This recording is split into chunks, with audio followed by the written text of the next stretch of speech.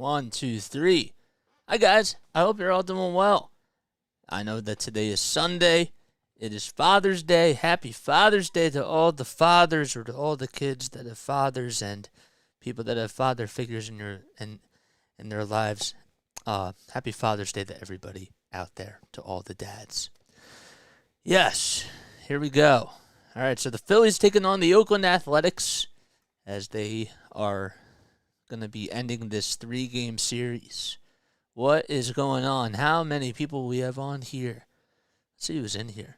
What's up, FS Podcast? How's it going, JJ? It's going pretty good.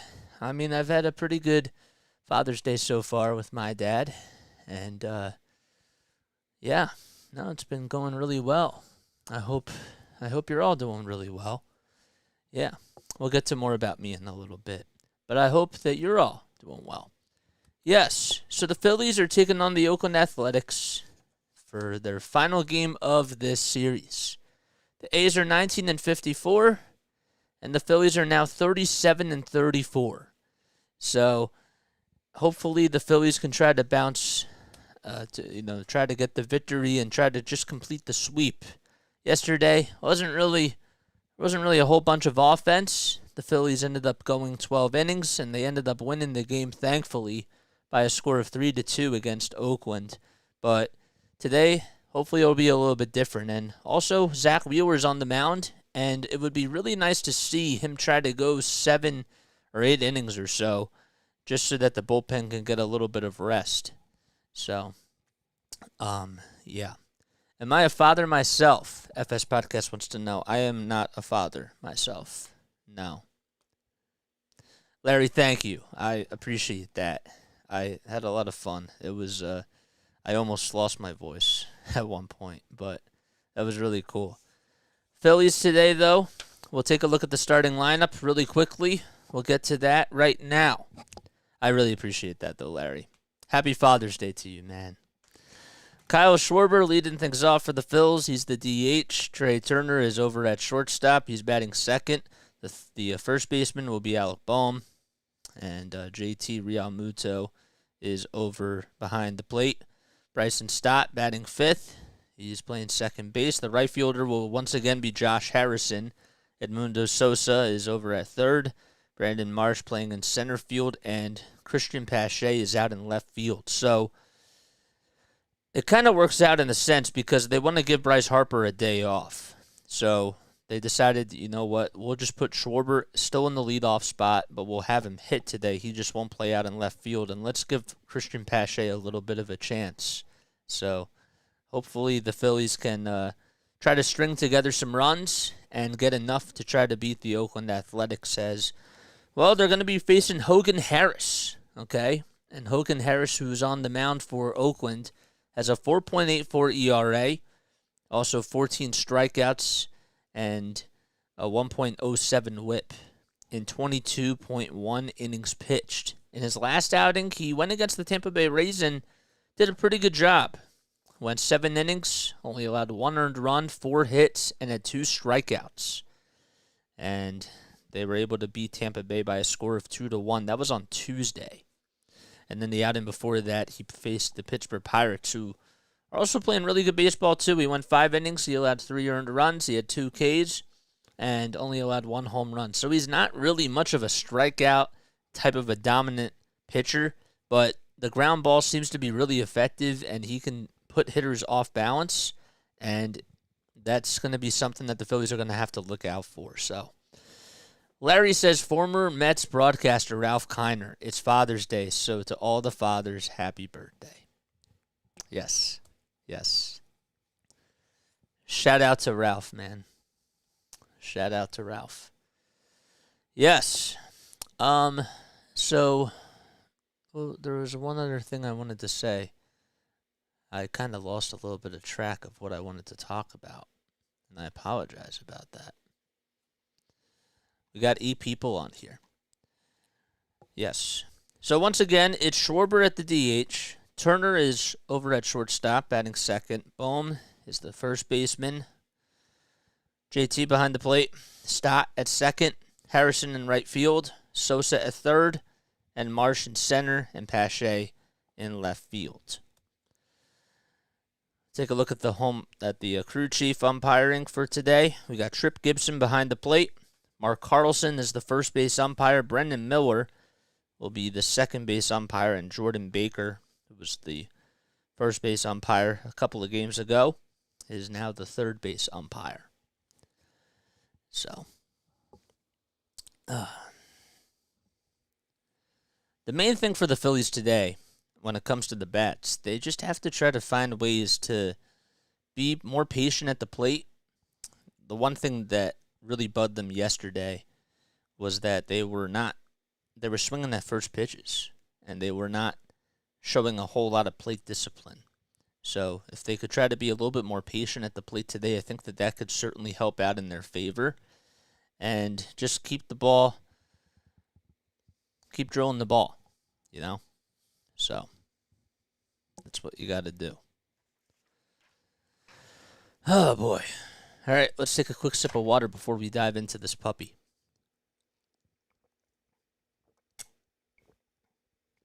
All right, just a couple of housekeeping things before we get started. No spoilers in the chat. I know that's posted down below. Keep the chat clean, and let's all have a good time.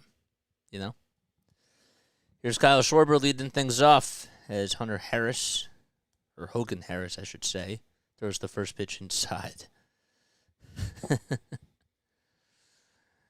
1 ball, no strikes. The pitch, cutter at the knees for a called strike.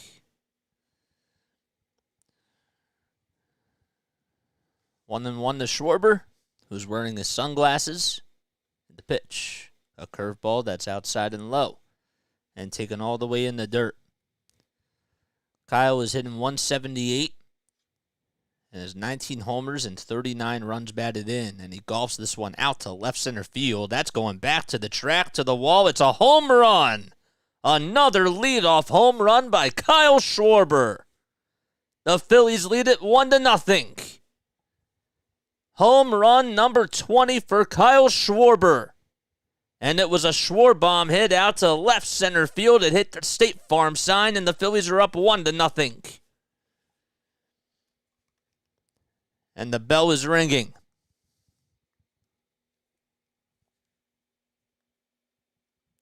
It's a pitch that was low in the zone, and he did not miss a beat. Hit the very top of the State Farm sign. Trey Turner comes up next, and the first pitch he takes, it's at the knees, a curveball at 78. Hogan Harris has not really given up too many home runs coming into today. Next pitch is outside for ball 1. 10 seconds left on the pitch clock. And the pitch popped back behind the plate, and it's fouled off.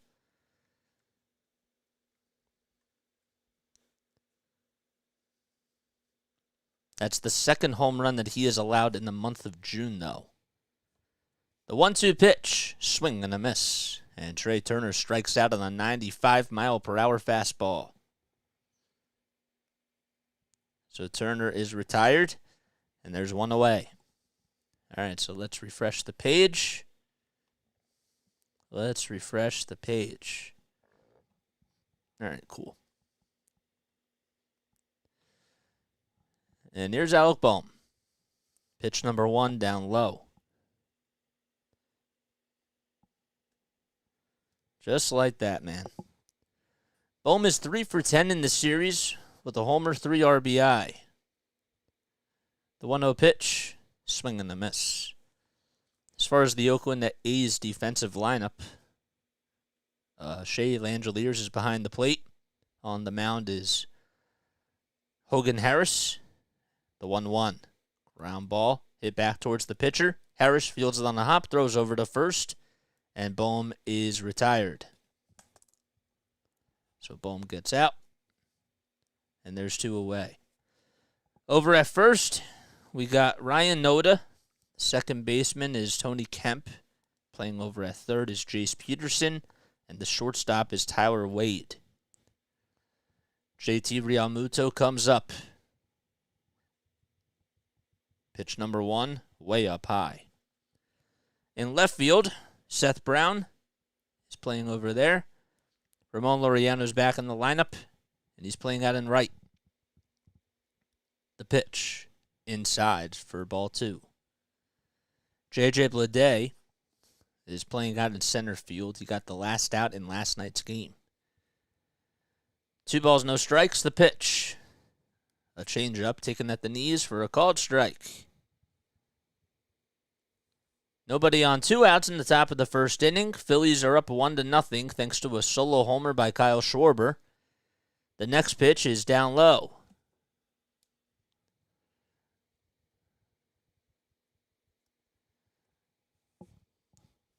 Three balls, 1 strike. The next pitch inside, on the inside corner for a called strike. Nope, it was inside for a ball. Sorry about that. They panned away, and I didn't see a call from the umpire, so JT gets on with a walk. They were showing a replay review of a home run that was hit towards the broadcast booth in last night's game, I believe, by Ruiz. Not by Ruiz, Shea Langeliers. All right, so JT walks. Here's Stott. Pitch number 1 is inside. Realmuto leads off at first. The 1-0 pitch outside for ball 2.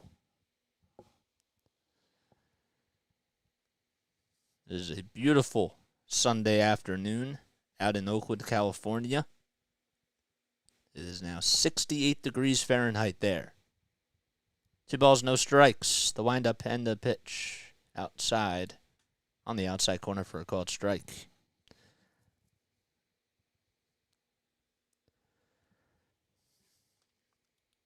Phillies wearing their red shirts along with their white pants. 2 balls, 1 strike. The next pitch on the outside corner. Harris already with 20 pitches, and Stott will call for time here.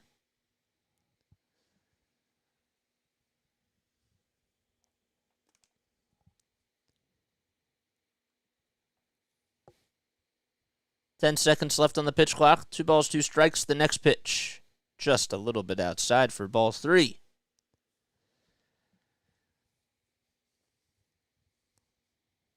So Nick Castellanos still dealing with a stomach bug. He's not in the lineup tonight for the Phils. And Harper, just a normal day off. 3 balls, 2 strikes. The pitch. Fly ball out to left field. Brown gets underneath it, battles against the sun, and makes the catch for out number 3 right towards the warning track. Phillies do get a run thanks to a Kyle Schwarber solo homer out to left field, but they do leave 1. And we go to the bottom of the first. 1-0 Philadelphia. Okay. Great. So now let's put this up here. What's up, Snowman? Thanks for coming on here. I really appreciate that. Guys. Please take a break right now while we're in the break and make sure that you go subscribe to Snowman Multimedia. Do it right now. Right now. Okay? Please. It would mean the world to me, and also he just puts out some awesome sports content. So, please help my brother out. But yes, in case you guys are brand new to my channel, my name is Jason Harrison Joseph. Did that for the 2nd day in a row. My name's Jason Joseph. This is Play by Play with JJ. I have been calling games for 5.5 months on YouTube. I started this channel. I've been calling games, though, for the past 2.5 years. So, it's been... Has it been 2.5 years? 4.5. Oh, my gosh. I'm off today, but that's all right. Yes. So, please make sure that you like and subscribe. All right, let's go to the bottom of the first inning. We got Ryan Noda leading things off. He's playing at first base. Jace Peterson batting second. Brent Rooker is batting third. Seth Brown hitting in the 4th spot. J.J. Bleday in the 5th spot.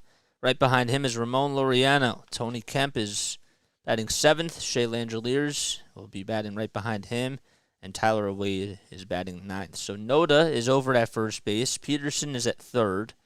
Booker is the DH. Brown is playing in left field. Blade in center. Laureano in right.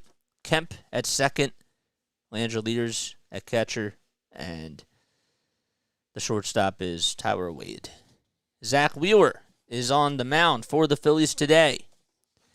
In 14 starts, he's gone 82 innings. He has 94 strikeouts. He's looking to reach his 100th of the season, and he'll probably do that today.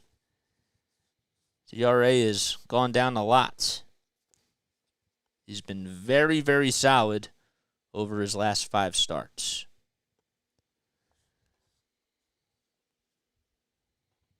First pitch to Noda is up high and inside. It was a 94-mile-per-hour fastball. Noda in 68 games is batting .246 with 7 home runs and 26 runs batted in. 1 ball, no strikes, and the next pitch inside for ball 2.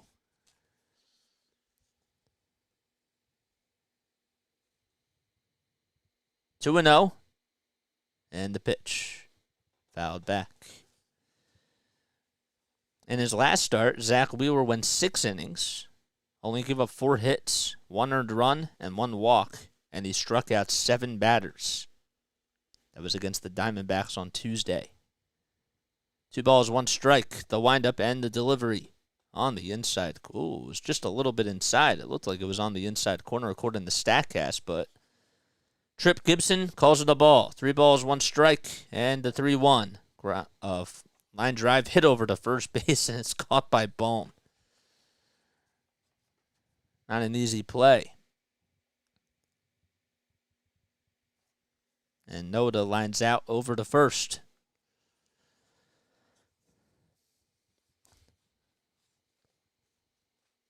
Wheeler, last time he faced the Athletics, he had a no decision. That was back on July 22nd of 2017. First pitch to Jace Peterson is bunted down the third base line, and it hooks just foul. Sosa had to run over and get it, and the ball just went out of play at the very last second. It's a 0-1 count.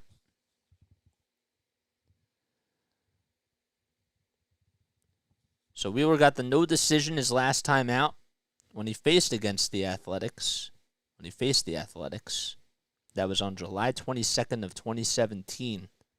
And the Phillies would win that game. The Mets would win that game 6-5. He was not with the Phillies at the time.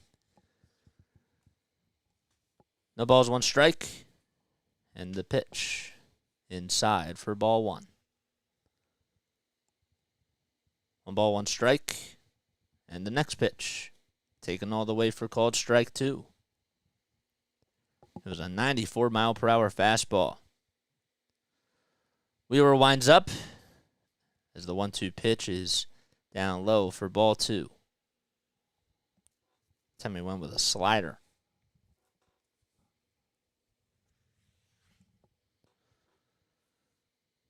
Two balls, 2 strikes. Wheeler throws it over to home plate, and it's fouled off. 96 miles per hour.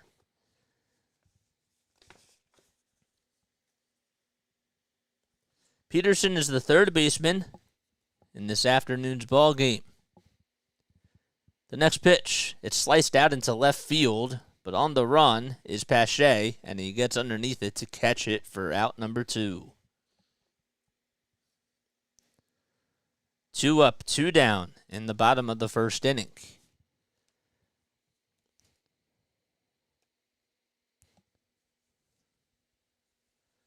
The A's are now on a 4-game losing streak, and they are 19-54 on the season.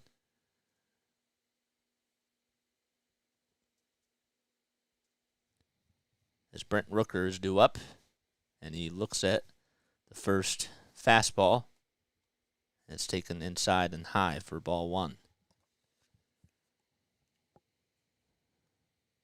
Rooker in 63 games has a .254 batting average, along with 13 homers and 38 RBI.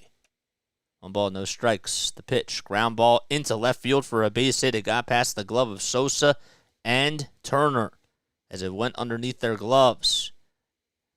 And the throw is cut off as the throw was made by Christian Pache. And there's a 2-out single by Brent Rooker. Not really too much with that pitch. Wasn't really hit too sharply. The slider he went with, Zack Wheeler, was pitched pretty well. But it just got through the hole. Runner over at first. And Seth Brown lines the first pitch right towards the Phillies bullpen. Heads up, everybody. I wonder if Las Vegas's stadium is going to have the bullpen be on the first base and the third base side, or if they're just going to have it out in center field. No balls, 1 strike. And the delivery, it's outside. A curveball at 85 miles per hour.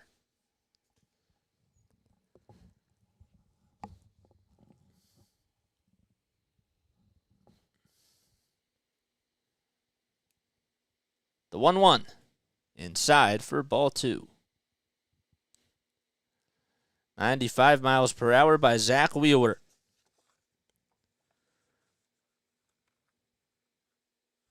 Opposing teams, they have put up a slugging percentage of .352 against Zack Wheeler this season.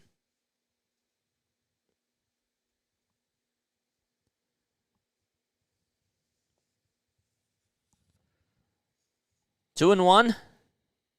Wheeler looks back at first and throws the next pitch way inside, a slider that almost hit the knee of Seth Brown.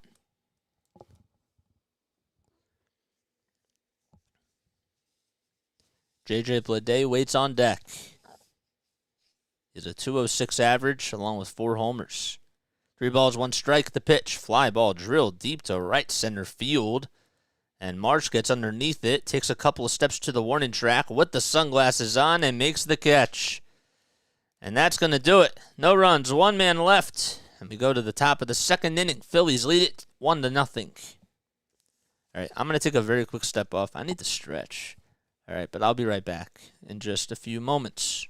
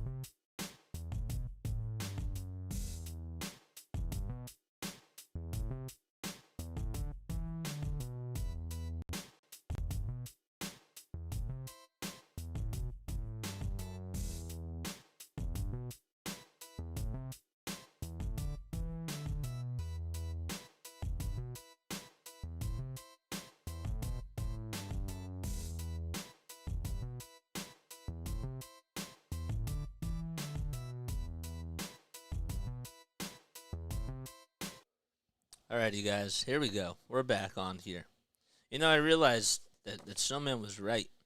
You know, sometimes, like, when you're focusing on trying to come up with other words rather than the pitch, you know, it takes practice. But if you notice it and if you keep trying to correct it, you're not focusing on the creativity side of things. So, he's right.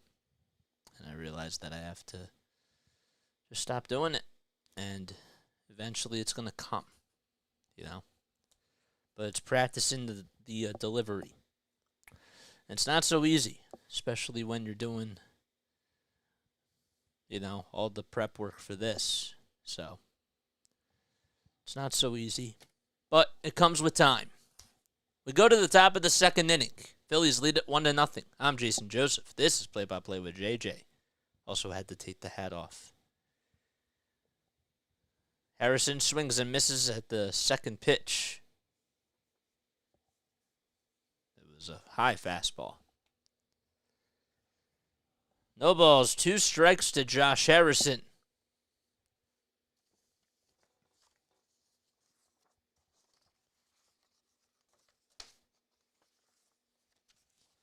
No balls, 2 strikes. And the next pitch, flied out to center field, and it'll be caught for out number 1. It was hit out to center to J.J. Bleday.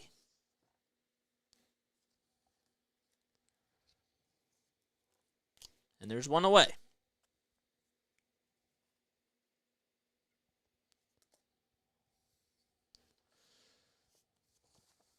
Here's Edmundo Sosa, who's batting .247 in 53 games.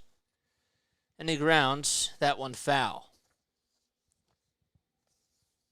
over towards the third base side. The 0-1 taken on the outside corner for a called strike.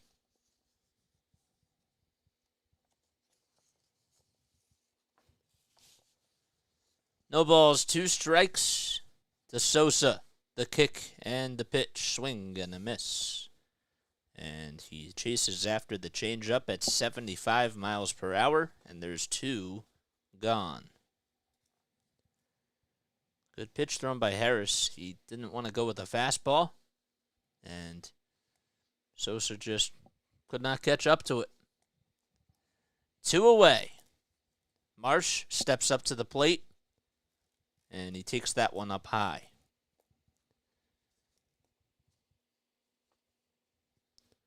Rising Rhino is in the house. What's up, Rising Rhino? How you doing, man?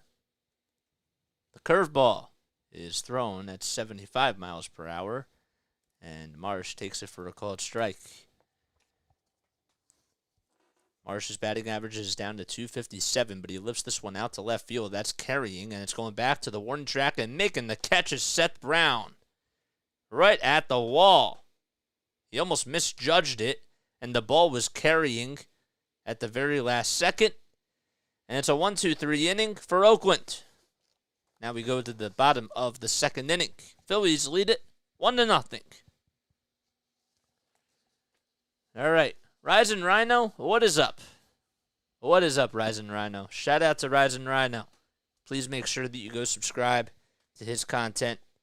He's been doing a lot of USFL and XFL stuff, and for football season, he'll have a lot.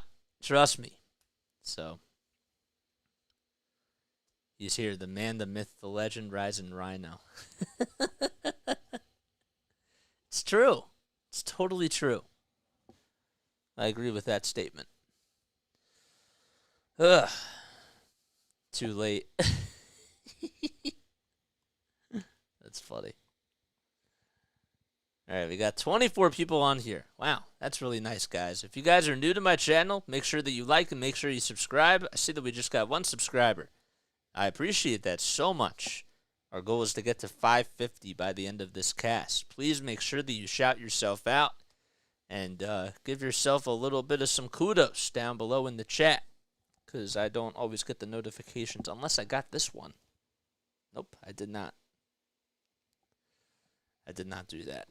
Okay. Oh, boy.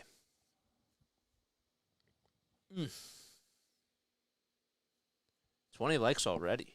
Wow, that's wild. Dylan Hoffman, thank you, dude. I appreciate it, man. That's pretty sick. Harper has the day off, dude. Harper needed a day off. It's just a regular day off for him.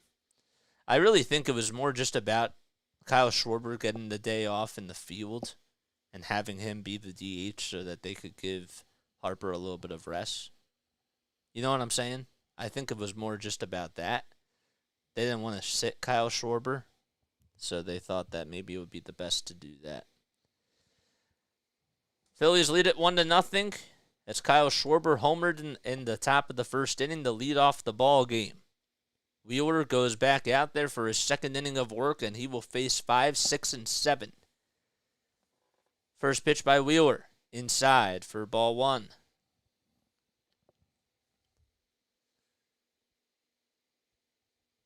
Wheeler in the stretch, and the pitch.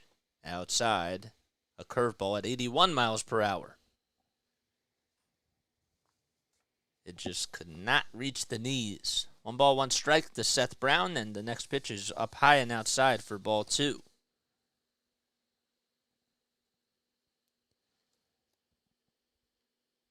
Seth Brown has 22 hits and 110 at-bats this season.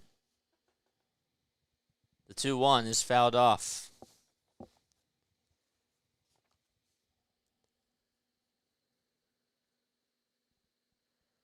Brown also has 4 homers and 15 RBI. 2-2 pitch. Little chopper over to second base, and Stott makes the underhanded throw over to Bohm for the first out of the inning.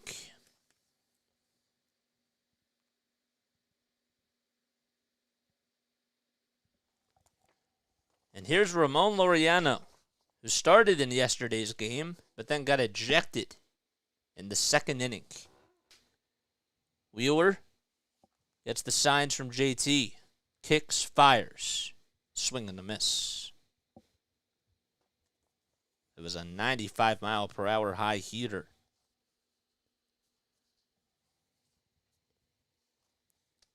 The 0-1 fouled off.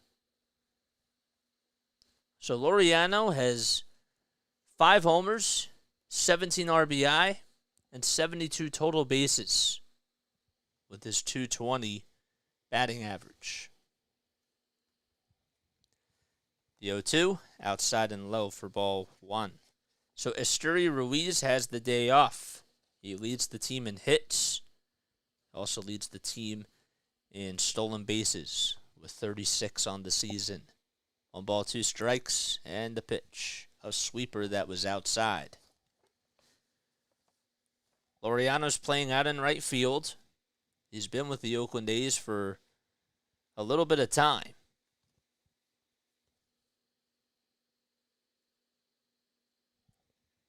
The 2-2, ground ball down the third base side, but it was actually fouled off of the leg of Laureano. Cheers, FS Podcast. Cheers, Rising Rhino. Yes. Cheers to everybody. Oof, hit off of his left foot. That's what happened. Wheeler tied up in the count. 2-2 against Laureano. 5 seconds left on the pitch clock, and the pitch fouled off behind the plate.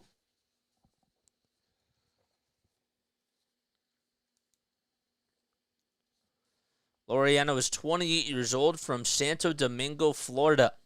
Stands at 5'11", 203 pounds. The next pitch, that's fouled off too. And the count still remains at 2-2. On deck is Tony Kemp. So Laureano has been with the A's since 2018. 2 strikes, the next pitch. Check swing, did he go? First base, umpire says he did. And that's the first strikeout of the day for Zack Wheeler. Let's see. I thought maybe he held it up for a quick second, but first base umpire said no. Wheeler and Nola are... Well, Wheeler has 95 strikeouts on the season, and Nola has 93. Tony Kemp lines this one out over the right field. On the run is Harrison, and he can't make the grab. It bounces off of his glove. Marsh gets over to it, and going over to second. Round in second is Tony Kemp, but he'll stay put over at the bag.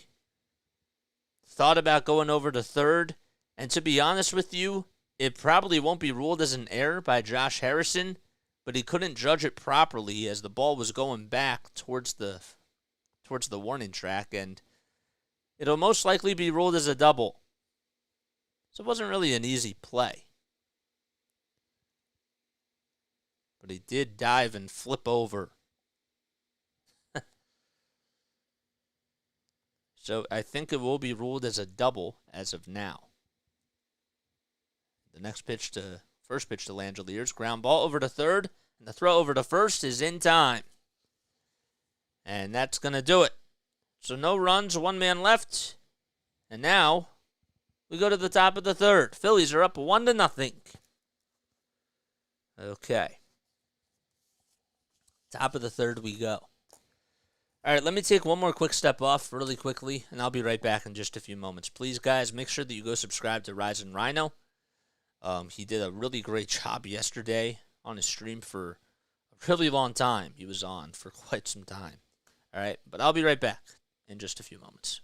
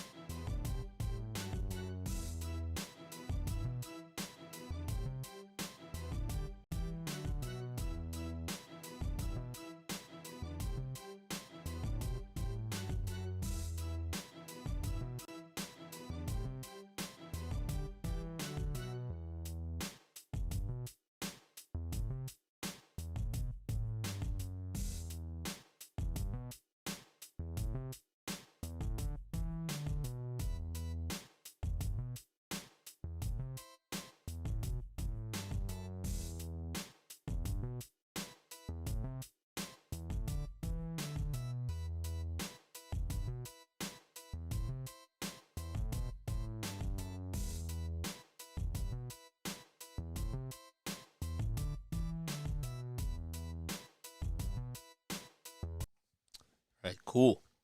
Nice. Nice. Okay. I hope you guys are enjoying yourselves on this beautiful Sunday, Father's Day afternoon.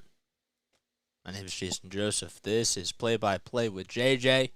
Do not forget to like, subscribe, hit the bell icon, the ding, ding, ding icon, so that way you know when I go live or if I upload a video, which I haven't done in a little bit of time, but we're going to be working on some highlight videos pretty soon, so that'll be nice.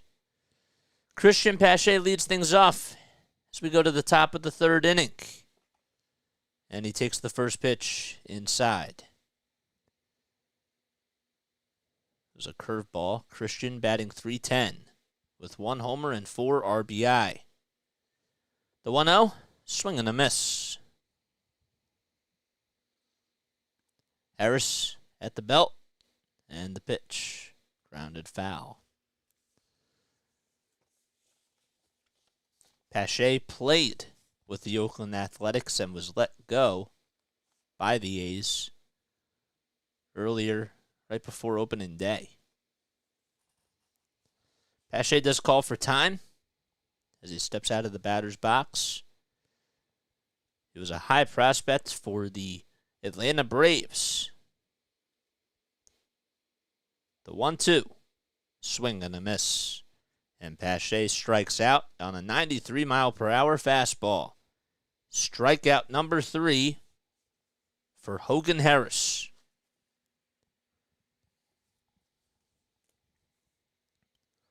We got 31 people on here. That means a lot to me, guys. I hope you're all having an awesome Father's Day. Kyle Schwarber swings and misses at the first pitch. He had a solo homer his last time up, and that was the only run that the Phillies have had so far. The 0-1 way up high and inside, and Schwarber had to dodge out of the way of it. Yikes. Oof.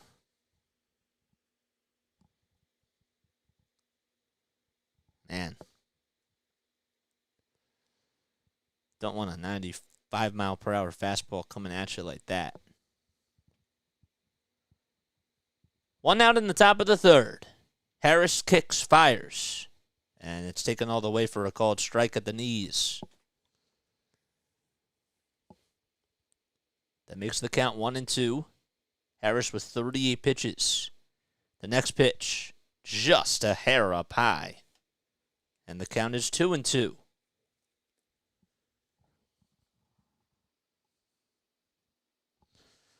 Two balls, 2 strikes. And the next pitch is slapped foul. Schwarber has never faced Harris. I just bit my tongue. Has never faced Harris coming into today. 2 balls, 2 strikes. The pitch outside, a cutter at 91.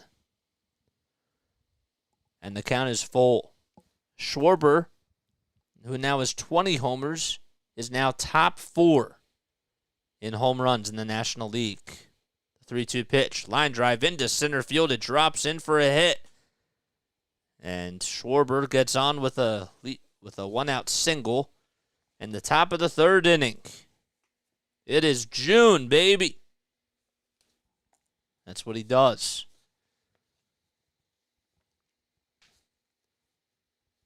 Last night I was listening to a Gary Thorne game that he called for the Baltimore Orioles as Trey Turner takes the first pitch outside for a ball. More to that story in just a few moments. Turner's 0 for 1. He struck out. 1-0 pitch. It's fouled off. I had to laugh, though, because I thought that Gary Thorne may have called the Masters. I know that he did a lot of bowling. I know that he did a lot of NHL. And obviously called games for the Orioles, too. As the 1-1 is swung on and missed. But I had to laugh because there was a game where there were no fans in the stadium for Baltimore. It was pre-pandemic. And he was really, really quiet. And he tried to do a Jim Nantz impersonation. Just like calling the Masters.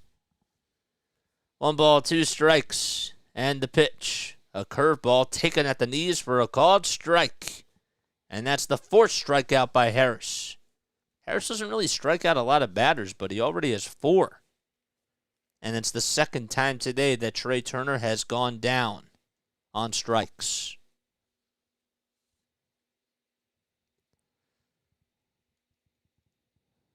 Here's Alec Boehm, and he takes the first pitch at the knees. It was a changeup at 79. I laugh because I feel like I'm doing that kind of today. The energy's a little bit lower. Trying to rest up the voice a little bit. But it'll probably build. And there's nothing better than built energy as the game goes on. 1 ball, 1 strike to Alec Boehm. 48 pitches by Harris. He's only allowed 1 run. The 1-1 inside.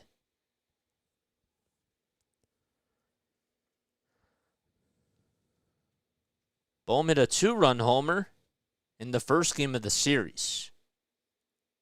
He was one of 3 hitters to do that. 2 balls, 1 strike. And the next pitch. Grounded foul down the third base line. And it goes to the A's bullpen.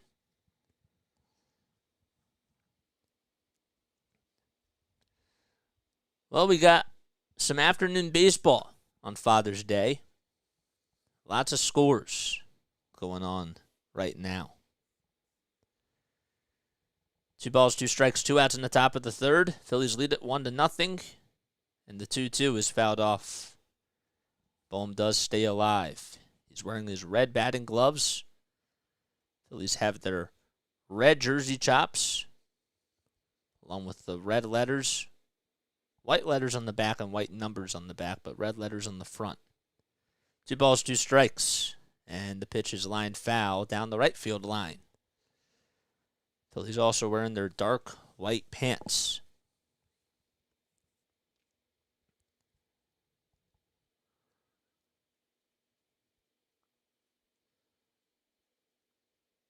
Schwarber at first base. We're in the top of the 3rd inning. 2 outs, 2 balls, 2 strikes to Boehm. And the pitch, swing and a miss. 5 strikeouts on the day for Harris. And we go to the bottom of the 3rd. No runs, 1 man left. And the Phillies are still in the lead, 1-0.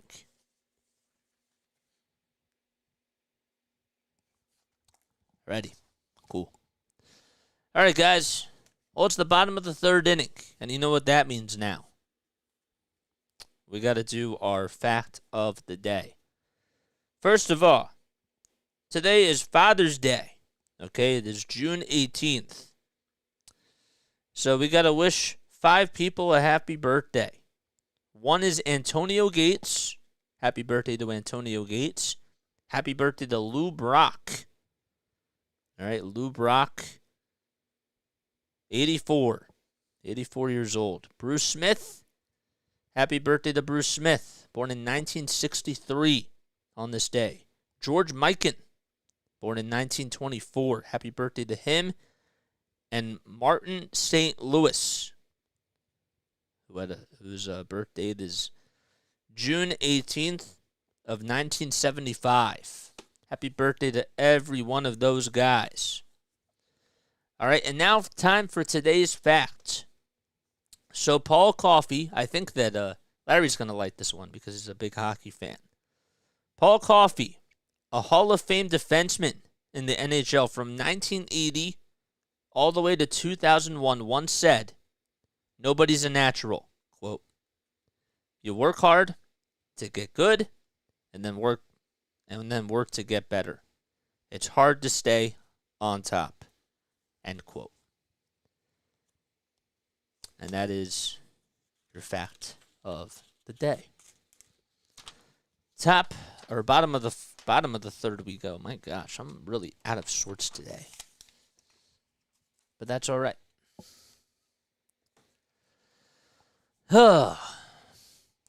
8 days since Kruk played without complaint, or since Kruk complained about the umpires. The NBC Sports is keeping score. That is funny.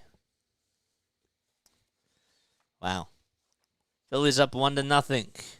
First pitch outside for ball one. Oh boy.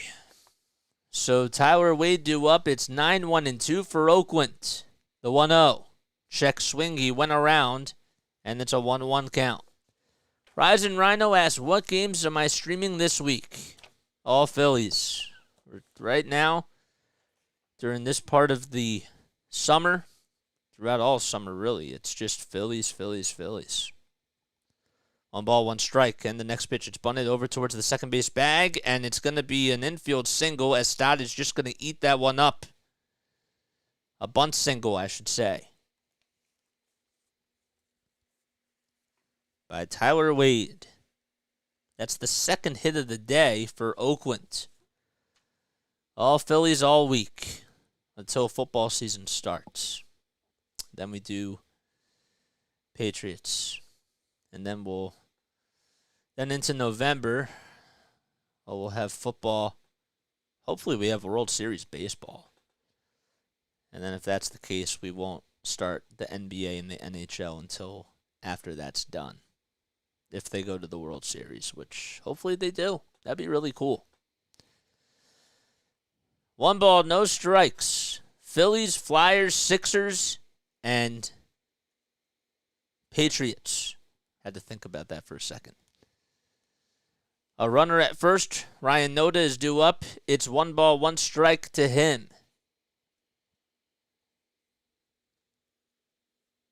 What's up, Icy? Thanks for coming on here, man. I finally got back to you last night on Discord. Apologize, it was really late. But I was busy. 1 ball, 1 strike. Check swing. Did he go? Third base umpire says no. And it's now 2 balls, 1 strike. Reds are up 6-5 in the bottom of the 9th against the Houston Astros. 2-1 pitch. It's popped up towards Trey Turner as he backpedals his way all the way to the outfield grass. And there's 1 away.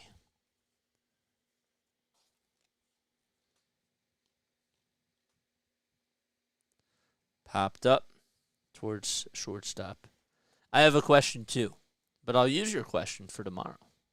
Well, not tomorrow. It's going to have to be Tuesday because the Phillies are off tomorrow. I have an off day tomorrow. That's great. Even though I love coming on here. Don't get me wrong. I love coming on here. But it's nice to have an off day. Throw back over to first is not in time. The Tigers, they're also beating the Minnesota Twins by a score of 6-4. That's in the top of the 9th. Detroit playing in Minnesota at the Target Center. Jace Peterson comes up, and the first pitch he sees is a called strike.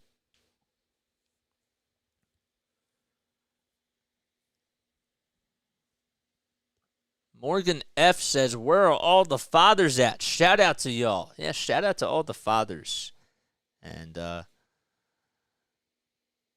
are out there. No balls, one strike. The next pitch, up high. The Diamondbacks are down 5-0 after finishing very late last night. They got the win. Corbin Carroll had another home run. They trail 5-0 against the Guardians. Throw back over to first is not in time. The Giants are taking on the Dodgers. It's in the top of the fourth inning. The Giants, they scored 15 runs in last night's game and shut out Los Angeles at Dodger Stadium. 1-1 to Peterson. Wheeler in the stretch and the pitch. Fly ball out to center field. Not that deep, though. Marsh backs up and then goes over to his left and catches it for out number 2. Throws it over towards Bryson Stott as the runner does not advance. And there's 2 away. So Peterson flies out to center, and Brent Rooker is due up next. 2 gone in the bottom of the third inning. A runner over at first. Phillies up 1-0 at the Oakland Coliseum.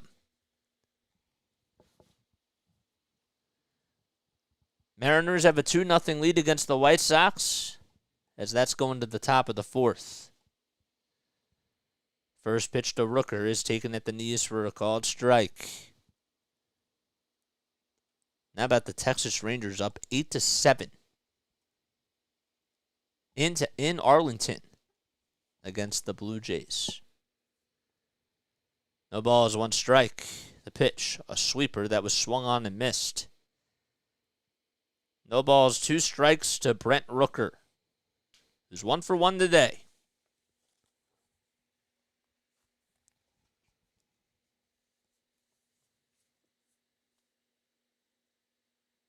On first is Tyler Wade.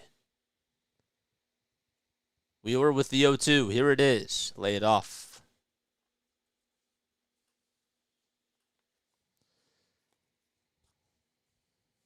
So it's now 1 ball, 2 strikes.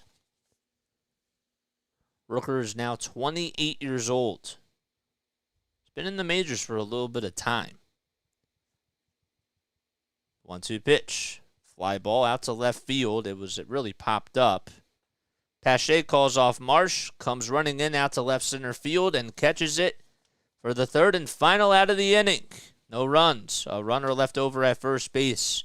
It's going to go to the top of the fourth inning. Phillies are up 1-0 at the Oakland Coliseum. Alrighty, guys. So let's see what you guys have to say.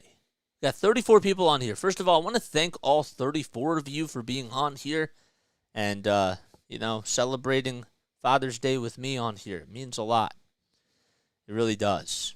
FS Podcast said, I'm sadly celebrating my second Father's Day without my father. He passed away August 31st of 2021. You know, we're all here for you. You know, we're all here for you. And I'm really happy that you could come on here and be a part of this community. You know, I understand what it's like to lose a family member. So, you know, you're a part of this family. Always remember that.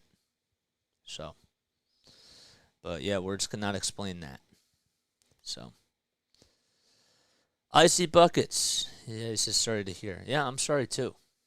But I'm really happy that you're on here. More than happy. The A's need my Mets, or need help from my Mets?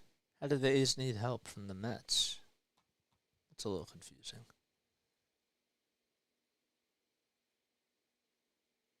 The A's need help from the Mets. The Mets need help from the A's? Is that what you're saying? because they need the Phillies to lose? That could make sense. That's true.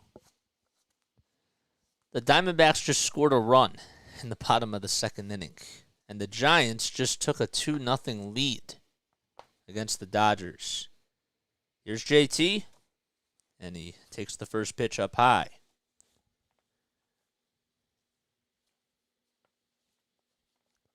One ball, no strikes. And the pitch to Realmuto is fouled off. Harris went with a changeup. He has 55 pitches.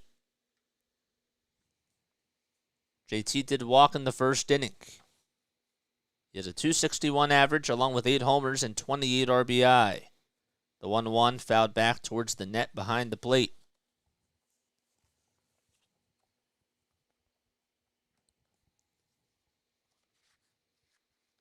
One ball, 2 strikes, and the next pitch, swing and a miss. It was on a high fastball that was probably would have been called a strike anyways, but Hogan Harris now has 6 Ks. He's been just wheeling and dealing, and that's the third batter that he has struck out in a row. So, that is unbelievable. 1 gone in the top of the 4th inning. And Bryson Stott is due up next. Takes the first pitch outside for a ball. $5 says, shout out to my dad. He passed in 2000. Grew up listening to him yell his brains out at the... What did he yell his brains out at? At the radio when the Phillies were playing. Missed that so much. I can understand that. 2 balls, 1 strike to Bryson Stott. 1 out in the top of the 4th inning. Thank you, everyone. And the 2-1 pitch. A hopper hit over to first. It's going to be a tough play, and first baseman wins the race to the bag for the 2nd out. So Ryan Noda had to hustle, and he beat Bryson Stott to the punch. And there's 2 outs in the top of the 4th. Josh Harrison comes up, and he's going to be facing Hogan Harris here. 2 outs in the top of the 4th inning. Phillies are up 1-0. There was something flew onto the field, so they had to call for time here.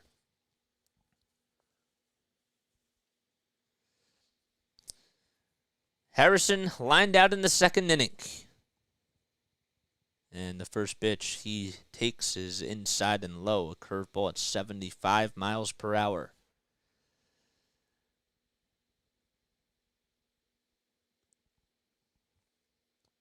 Philly, tell me what.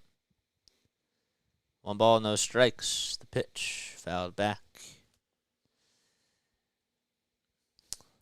Icy Buckets wants to know if we're doing a Phillies series podcast today. Yes, we are. I'll give more information about that during the break. 1 ball, 1 strike to Josh Harrison. Nobody on, 2 outs in the top of the 4th inning. The pitch, ground ball over to shortstop, and the throw over to first is dug out by Noda, and in time for out number 3. 1, 2, 3 go the Phillies. Time to go to the bottom of the 4th inning. Phillies still have a 1-0 lead at the Oakland Coliseum. Okay.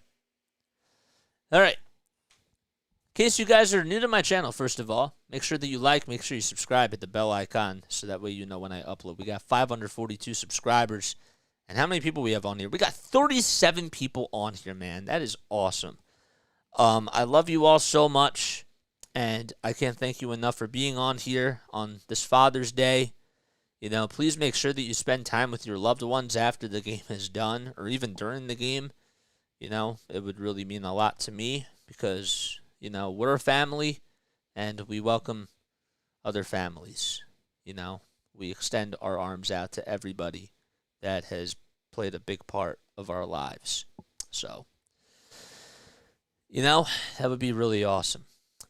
Please go subscribe to Rise and Rhino's channel. Go subscribe to Snowman Multimedia's channel, and also Jiva Newts, man. Jiva Newts. Go subscribe to his channel as well. So yes, we will have our Phillies series recap podcast tonight. It's going to be pretty late though. It's going to be at 10:30. Okay? And we'll talk more about it after the game is done, but it is going to be a late one tonight. I have something to do after this game. I got to eat dinner with my family, and we're going to make it all work out. Trust me. So, but yes. Anyhow, Philly says, my favorite rookie is Nick Castellanos. I like him, but he's really cool. Oh, what was your question that you wanted to ask me, man? You never asked me your question. But yeah. Here comes Zack Wheeler, who goes out there for his 4th inning of work. We go to the bottom of the 4th, the first pitch. It's inside for a ball. So Wheeler will face Seth Brown to start things off, J.J. Bleday, and Ramon Laureano. The 1-0, swing and a miss. All right. So today is obviously Father's Day. All right. And, it's one of my days that I like to celebrate and spend time with my dad, obviously. The pitch. It's taken down low for a ball. 2 balls, 1 strike. 8 seconds left on the pitch clock, and the pitch fouled or hit out to left field. That's going back to the warning track, and Pache backs up, and he catches it at the track for out number 1. And Brown is retired, so J.J. Bleday will come up. I'll never forget, right? My dad and I have done some really, really cool things. I have always enjoyed the time that I've spent with my dad. I don't take that for granted. First pitch, line drive, over to second base, and it's fielded on a hop by Stott, but he can't get to it. And Bleday gets on with a single. So Stott could not make the play. It was hit pretty sharply towards him, but it should be just ruled as an infield single. And Bleday gets on. And that'll bring up Ramon Laureano. So my dad and I have done some really cool things. You know, he really got me into baseball. And my favorite memory will always be going to the World Series with him in 2009 and 2008. First pitch. It's taken at the knees for a called strike. But I think that his love of the game of baseball really encouraged, or it really just got me into baseball, you know? Next pitch was outside and low for ball 1. I did Little League when I was young. I had to go to Phillies games with him. He'd play catch with me. The 1-1 is down low and outside. And the one thing that I've learned from my dad is that even though sometimes, like, he would get really caught up with his work, he always tried to make time for his kids and always tried to make time for me because he loved me and still does. 2-1's fouled back. And I'm just hoping that when I become a dad, that I can do that too. Because I want to be a good dad one day. And cherish my time with my kids. And he's done that. 2 balls, 2 strikes. And the next pitch to Laureano is fouled back. But yeah. He's definitely taught me a lot of lessons, and I wouldn't be I wouldn't be doing what I'm doing today if it weren't for my dad. I'm being honest about that. My love for sports started because of my dad. The 2-2. It's taken at the knees for called strike 3. It was a 96-mile-per-hour fastball, and Zack Wheeler gets his second strikeout of the ball game.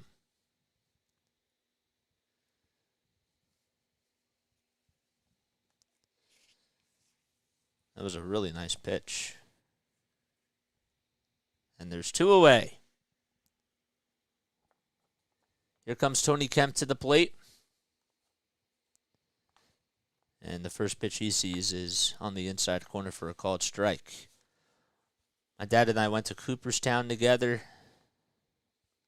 We got to go see the Baseball Hall of Fame. That was a lot of fun. And I don't know, we've just have always bonded over sports. The 0-1 is inside for ball 1.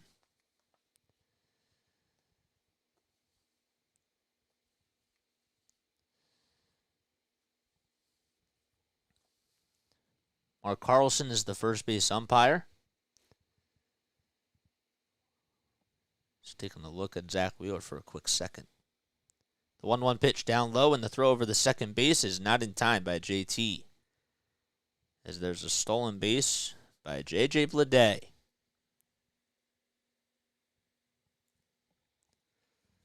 That makes the count at 1-2.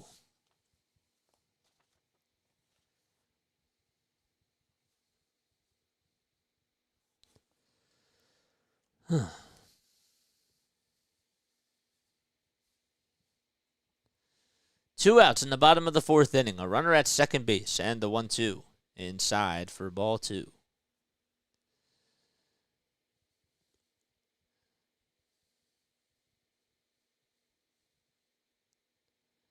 Kemp at second base. Or Bleday at second base. Kemp at the plate. And the pitch fouled off the foot of Tony Kemp.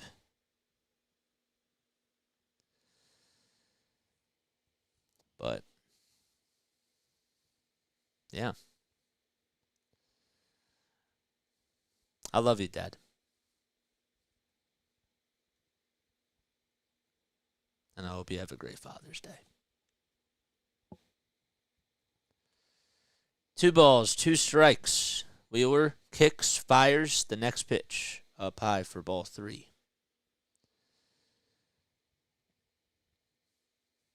Shea Langeliers will wait on deck. Today we did go to the batting cage, and I found this batting cage that's not that far from where I live. And my dad was the one that told me that I have to, as great as it is doing this, got to get on your feet somehow. So I found this batting cage and, decided to just go there to just take some swings and get a little workout in. 3-2 pitch, inside and low for ball 4, and Kemp gets on with a walk. So we went there for the first time today together, and it was a really cool bonding moment. And to have him get out of the house, and my mom had like a little cheese fondue for him. It was, the timing of it was really great. So when I'm older, I know that I'm not going to be able to spend holidays or as many holidays with my family. So I really try to cherish the holidays because, well, you only get to live life once.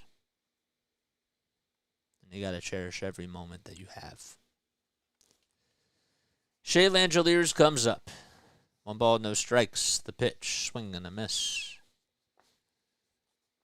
And Langeliers chases after the high heater at 95. Shea's batting .255 with 2 homers and 20 RBI. I don't know what we're doing tonight for dinner, but I am looking forward to it. Do have some dessert, though. The 1-1, it's on the outside corner for a called strike. So that makes the count 1-2. Wheeler on the mound, getting ready to throw his 69th pitch to try to end the inning. The pitch, swing and a miss. A 94-mile-per-hour fastball, and Wheeler gets himself out of a jam. We go to the top of the 5th inning. No runs, 2 men left. Phillies up 1-0 in Oakland.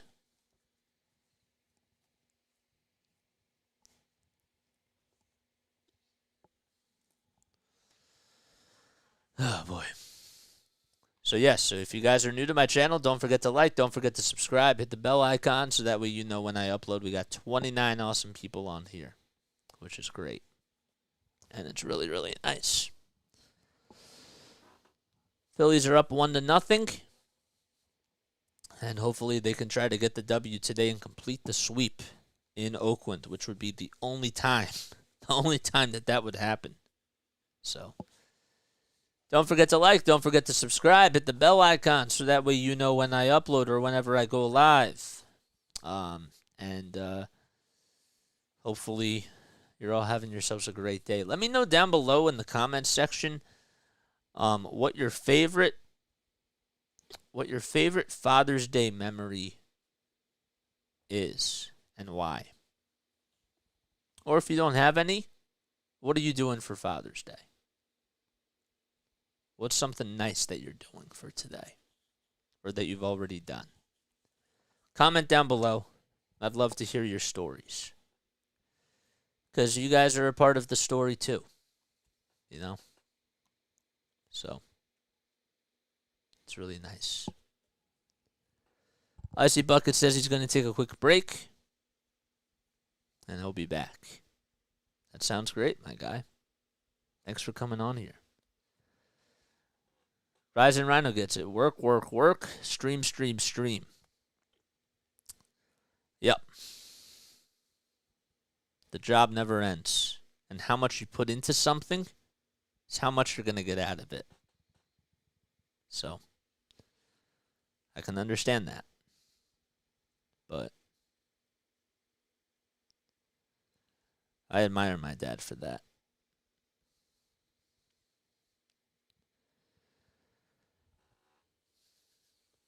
One ball, no strikes to Edmundo Sosa.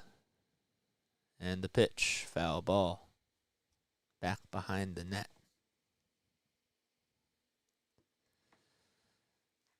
There's a Father's Day sign on the bases.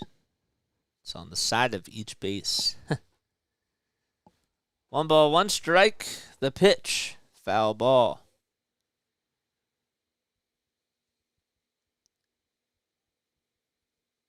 It makes the count 1-2. The next pitch, swing and a miss. How about 7 strikeouts by Hogan Harris? That's unbelievable. He is just wheeling and dealing against the Phillies. It's like in cruise control. And Sosa is retired. Brandon Marsh comes up, and he sees the first pitch, which is outside. 1 out in the top of the 5th inning. 68 pitches by Hogan Harris. The windup and the delivery is down low.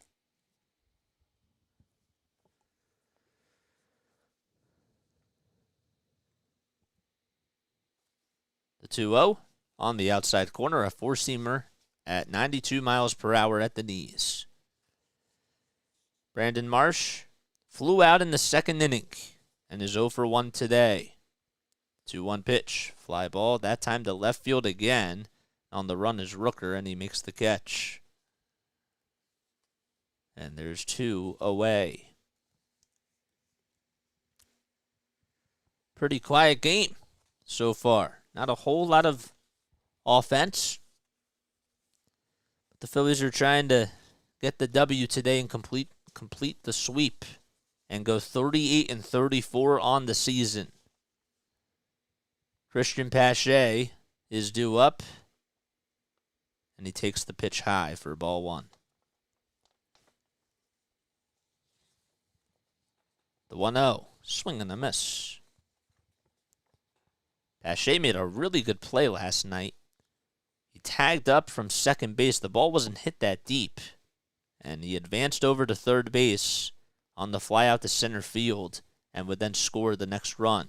The 1-1 pitch, line drive into left center field. It'll split the gap and go all the way towards the wall. Pache going over to second base, and he's in there with a stand-up 2-out double.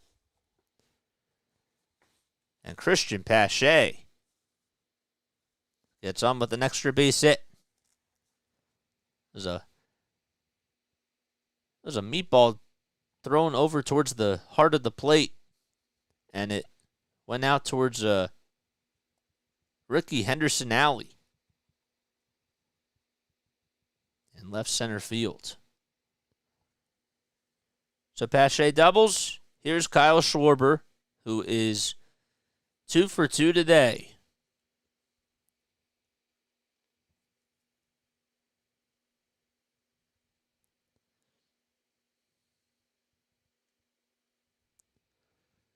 No balls, 1 strike. Pache at second. Schwarber lays off the pitch, and it's inside. Kyle hit a solo homer to start off the ball game, and that was his 20th of the season. Pache at second. 1 ball, 1 strike, and the pitch. Outside, a curveball at 74 miles per hour.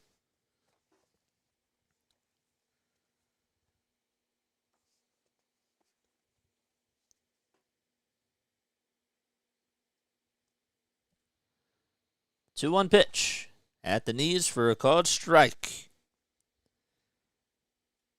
Harris, he's conceded a total of 12 earned runs, and he has a whip of 1.07. He's gone up against 89 hitters in his pro baseball career. And here's the 2-2. Line drive into right field. It drops in for a base hit. Pache rounding third. He comes in to score, and Schwarber goes over to second base as the throw is cut off by Tony Kemp.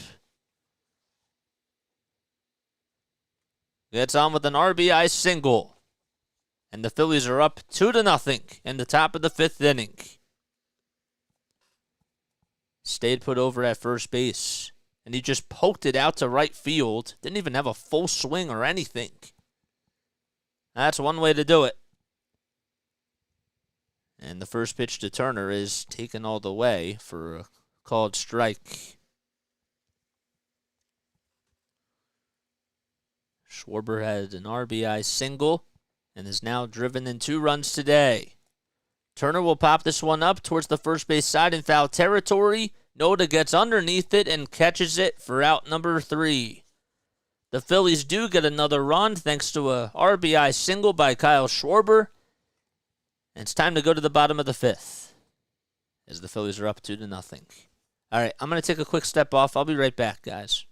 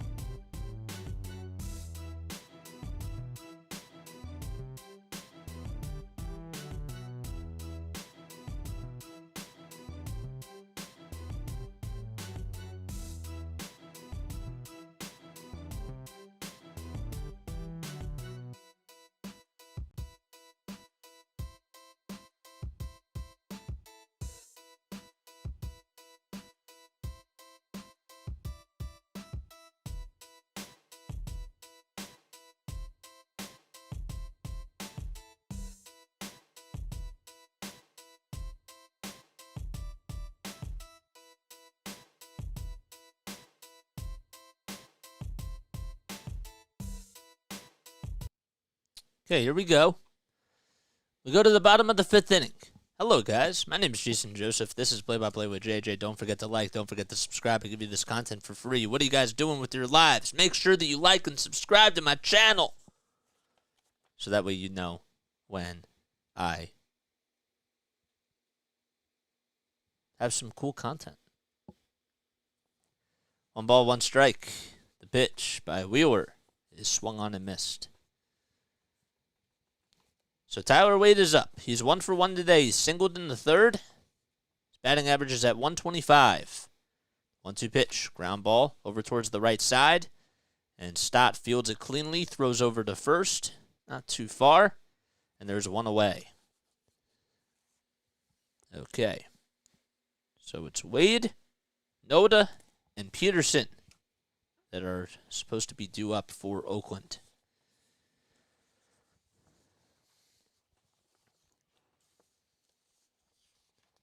Noda is 0 for 2 today, and he grounds the first pitch foul. And it's an 0-1 count. Saw that Mike Trout and Shohei Ohtani hit back-to-back homers today. I don't know if that has ever happened on Father's Day, and if so, how many times? I am curious about that.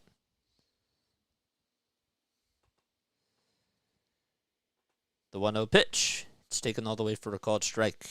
And the 1-1 is fouled off towards the Phillies bullpen.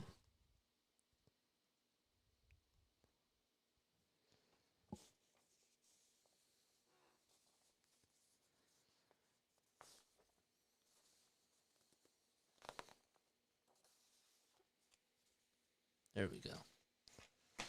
1 ball, 2 strikes to Noda.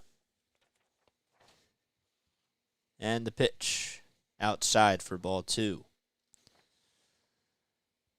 Well, we got some more MLB news as Blake Snell went up against his former team, the Tampa Bay Rays, on Friday and had 12 strikeouts. 2-2 pitch. Ground ball into right field for a base hit. Harrison throws it over to second base. He almost bobbled it and dove for it, but they keep it to a single.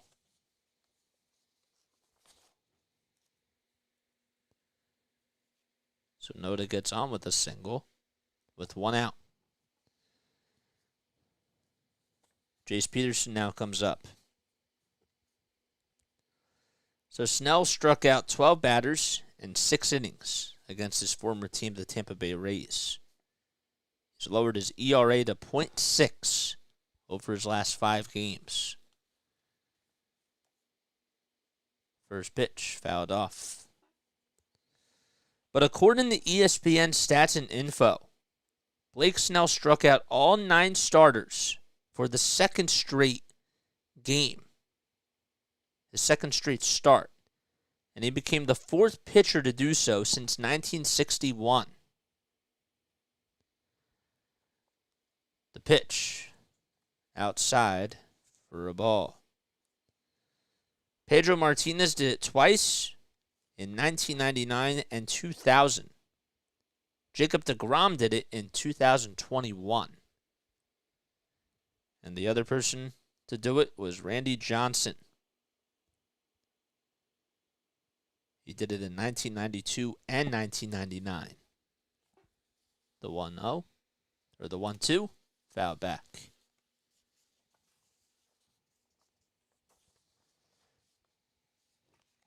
One out in the bottom of the 5th inning. 1 ball, 2 strikes to Peterson. Phillies up 2-0, and the 1-2 is fouled back.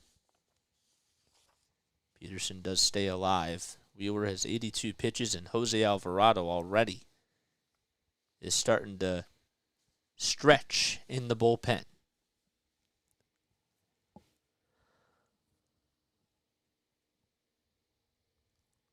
Wheeler gets the signs from Real Muto, and the pitch outside for ball 2.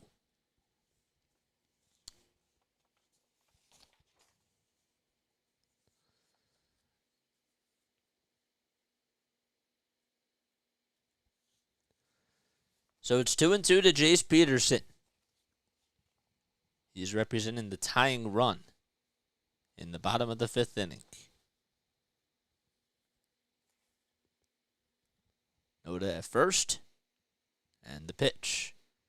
Fly ball out to shallow left field. Marsh and Pache have to figure out who's going to call it off, and Pache finally does so, and Marsh at the duck, and Pache catches it for the 2nd out. And it must be really tough battling against the sun to see where the fly balls are coming from. That'll bring up Brent Rooker with 2 outs in the bottom of the 5th.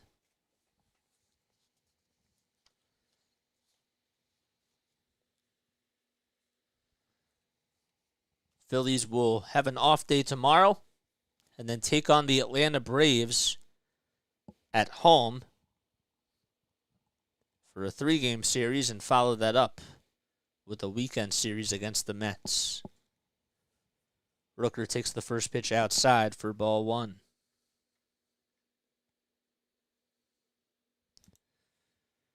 Two outs in the bottom of the 5th inning. The 1-0 in the dirt for ball 2. Giants now have a 3-2 lead against the Dodgers in the top of the 6th inning. Padres, on the other hand, have a 4-2 lead against the Rays. Mariners have a 2-1 lead. That's in the top of the 6th inning as the 2-0 pitch is down low for ball 3. And then the Rangers, well, they're up 11-7 against the Blue Jays. 3 balls, no strikes to Brent Rooker as we have a pitch clock reset here. If you guys are brand new to my channel, do not forget to hit the like button and subscribe. And hit the bell icon too. 3 balls, no strikes. The next pitch, a sinking fastball at 94 miles per hour at the knees.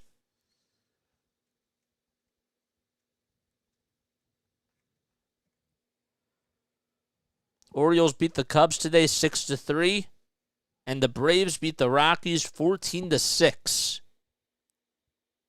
You heard that correctly. 3 balls, 1 strike, and the next pitch is fouled off. Marlins came out victorious in Washington. They won 4-2. And the Red Sox, well, they got a big win as they won 6-2. 3-2 pitch to Rooker. Inside, way inside it was for ball 4. And that puts runners at first and second base. And Zack Wheeler issues his 2nd walk of the game. The Cardinals, they did beat the Mets today 8-7. What a game that was. Noah Arenado with 2 homers. As Caleb Cotham is going to go out there to try to calm down Zack Wheeler. Angels won 5-2 against the Royals. The Reds beat the Astros 9-7 in the 10th inning. So the Astros, they came back. And the Reds were able to take advantage of it. And the Tigers in Minnesota, they won 6-4. The Brewers also beat the Pirates 5-2.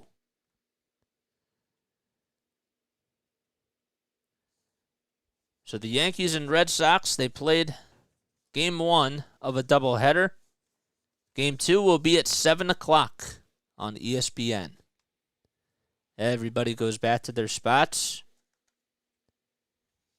And that'll bring up Seth Brown with 2 runners on.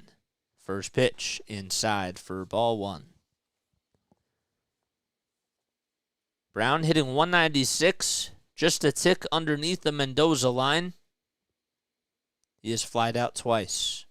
Noda at second and Rooker at first. The 1-0 inside and high as JT thought about throwing it back to second base, and nobody was there. This will most likely be it for Zack Wheeler, who has 92 pitches.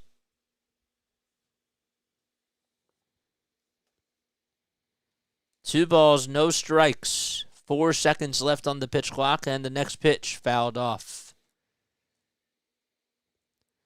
Philly wants to know if I saw the trivia question. Nah, dude, I've been doing this. I haven't looked at anything else except for my phone and just have my stats up, and that's it. Nope. But I'll look at it later.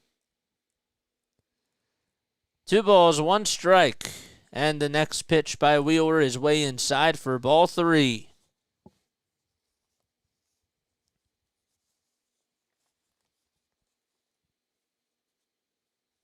I don't know when the last time Zack has walked 2 batters in the same inning. But it definitely hasn't been recently.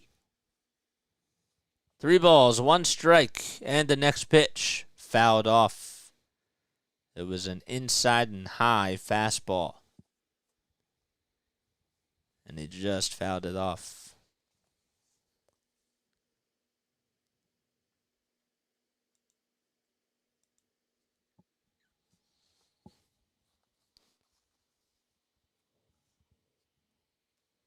Big payoff pitch coming up. 2 outs. Runners at first and second. In the bottom of the 5th inning, Phillies have a 2-0 lead. And the payoff pitch fouled back.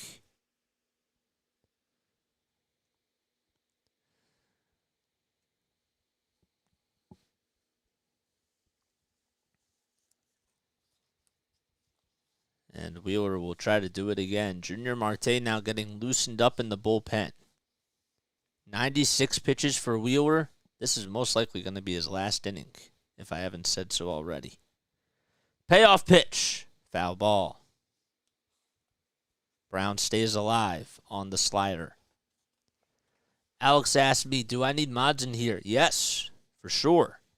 We actually have an application that we're working on. Keep an eye. And we'll talk more about that, but it's in my Discord. If you haven't joined my Discord, please be sure to do so. But yes, we will.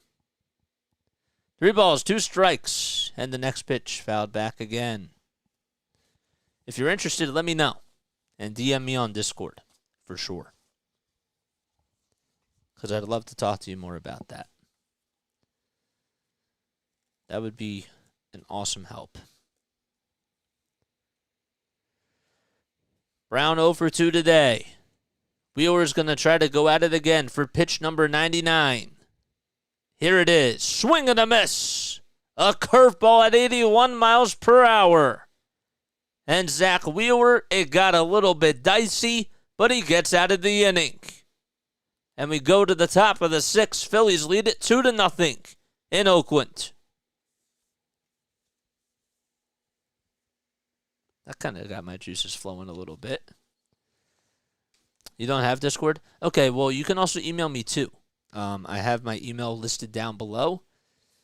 It is jasonjosephonair@gmail.com. It's in the description area. If you guys want to email me, if you guys have any ideas, like for business inquiries or for, just like any questions, like you want to keep in touch, please make sure that you email me too down below, because that would be awesome. So it is, I'm going to write it down in the chat. I probably should just pin this, but once more and more people are going to come on here, it's still even going to be tougher, But yes, Jason Joseph on air.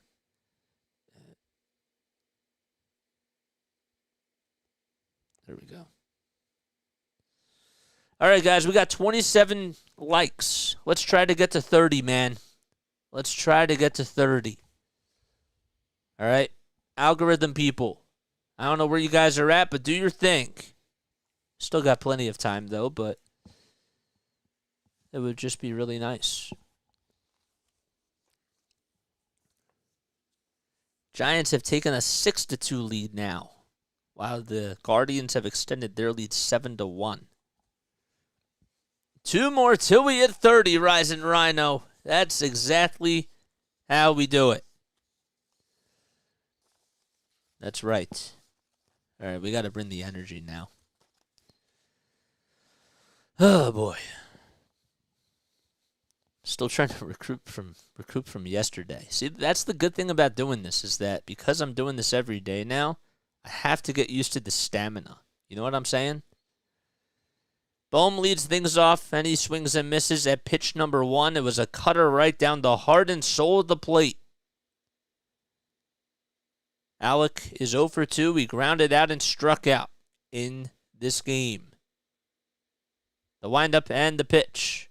Inside by a hair for ball 1. It is a marathon. It is. That's for sure. 1 ball, 1 strike. And the next pitch. Down low for ball 2.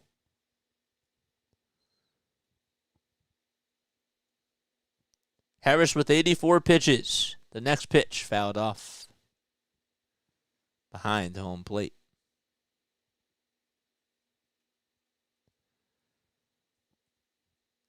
I got a little bit scared because I saw the score bug was a little bit off on the TV side.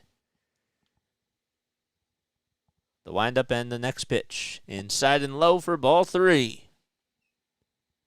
Harris has not walked a batter since JT in the first inning. The 3-2 pitch. Slow roller over the shortstop throw over. The first is a little bit high, but tagging the bag and catching it over at first is Ryan Noda, and Bohm is out at first base.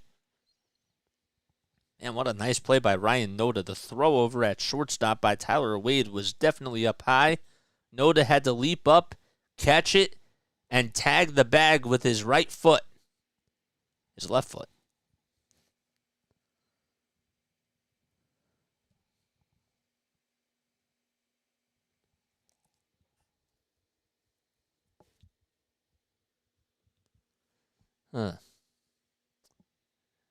Here is JT, and he takes the first pitch inside for ball 1. Larry says, let's not all spam his email while he's busy calling the game. Thank you, dude. I appreciate that. But no, I want you guys to reach out to me. You know what I'm saying? But no, I would definitely appreciate that for sure. You know, but I could totally I would love to get more mods on here. I'd love to get more people to help out. If you guys are up for it, I would love it. It would mean the world to me.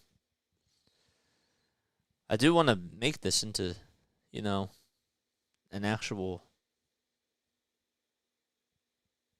brand.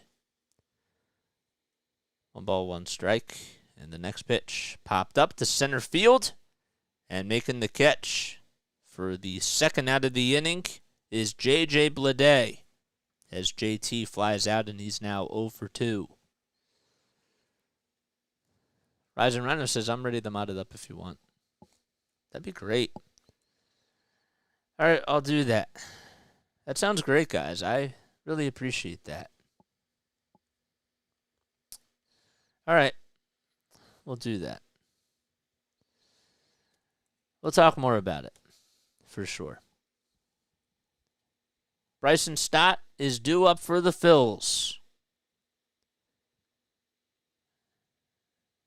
Next pitch, it's taken outside, so it's a 2-0 count to Bryson Stott.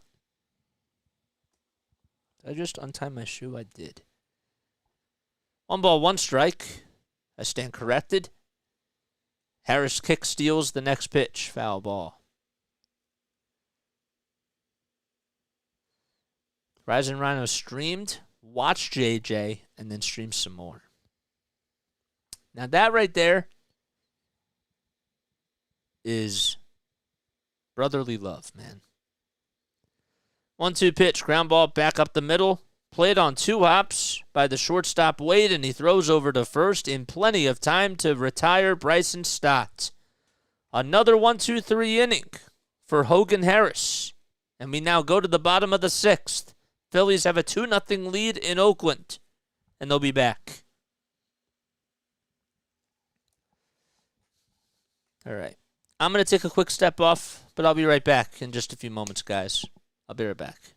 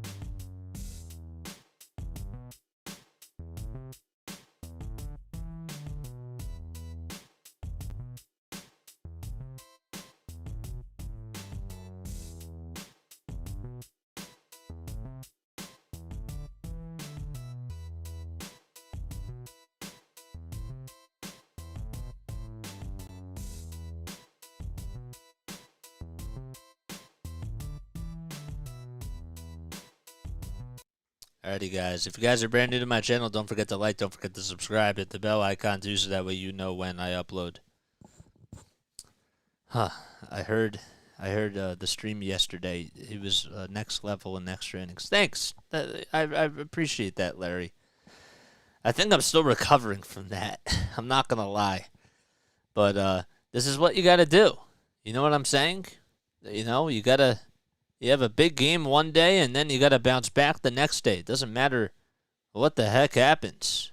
So, you know, that's what you got to do. So, no excuses. Bottom of the sixth we go.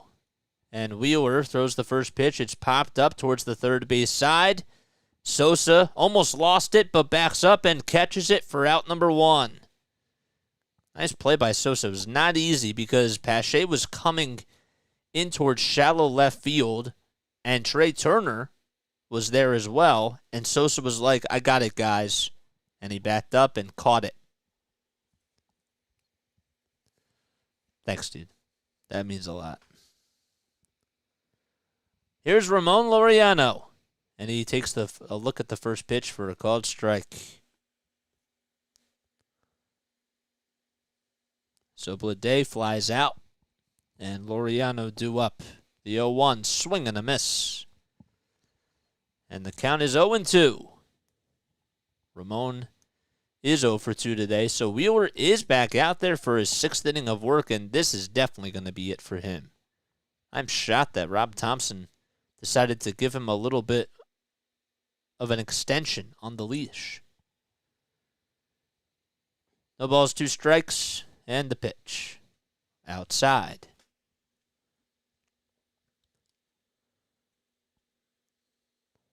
The Guardians are now up 11-1 in Arizona. 1-2 pitch. It's served out to right field. It drops in front of Harrison for a base hit, and Laureano gets on with an opposite field single as Harrison throws it in to stop. So Ramon Laureano is 1 for 3. He struck out both times. He was up at the plate and then got on with a single. Kemp is 1 for 1. He doubled and walked his last time up, which was back in the 4th inning. Bottom of the 6th, Phillies lead it 2-0. The curveball is thrown on the outside corner for a called strike.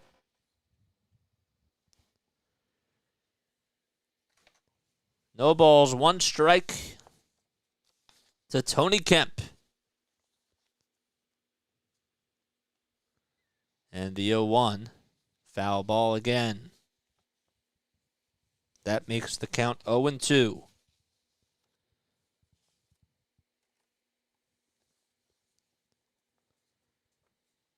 Phillies are looking to win 13 out of their last 15 games.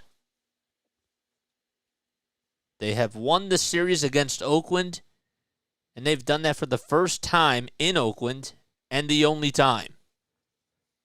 The 0-2 pitch, ground ball back towards the right side. It's fielded by Stott. The throw over the second. There's 1 to throw back. The first is in time for a 4-6-3 double play.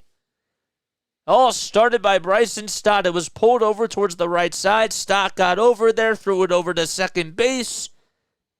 And Turner got the ball thrown over to first for a 4-6-3 double play. We go to the top of the 7th inning. Phillies lead it 2-0 in Oakland. Okay. All right, guys. You know what time it is. First of all, Doggy, thanks for coming on here. I hope you're doing well and that you're having yourself a great day, man. We just reached 30. Nice. Cool. Don't forget to like, don't forget to subscribe, hit the bell icon, man, so that way you know when I upload. We want to continue to grow the play-by-play with JJ family. And here we go. You guys know what time it is. It is time for JJ's Phillies Trivia of the Day. Okay? So the rules are, we ask the question, you guys give an answer, and then we won't reveal the answer until we go to the bottom of the 7th inning. That's how it goes on here. It's all Phillies related. Okay? JJ's Phillies trivia question of the day. Here we go. So today's Phillies question is, since it's Father's Day, right? Name any father-son duos to either have played for the Phillies or have worked for the Phillies organization. Actually, let's put this better. Name any father-son duos who have been a part of the Phillies organization. There we go. And the answer is, I'm not going to tell you the answer right now. I'm not telling you the answer, but there are 3. Okay, that's what I'm going to tell you. There are 3. Name any father-son duos who have been a part of the Phillies organization. And we'll reveal the answer in the bottom of the 7th inning, once this top of the 7th is over. All right? If you need me to repeat the question one more time, please let me know down below. But yes, there are 3 answers. That's the only hint I'm going to give you. Josh Harrison will lead things off in the top of the 7th inning. And the first pitch, it's taken at the knees for a called strike. You can write your answers down below. I just won't answer it until the bottom of the 7th. Shintaro Fujinami is up. The 0-1 is fouled back.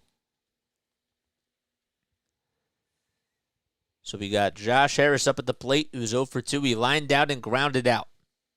He's playing out in right field.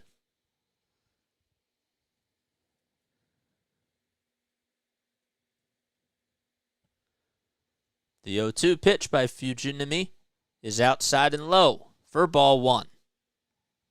Matt Strahm is warming up in the bullpen for the Phillies.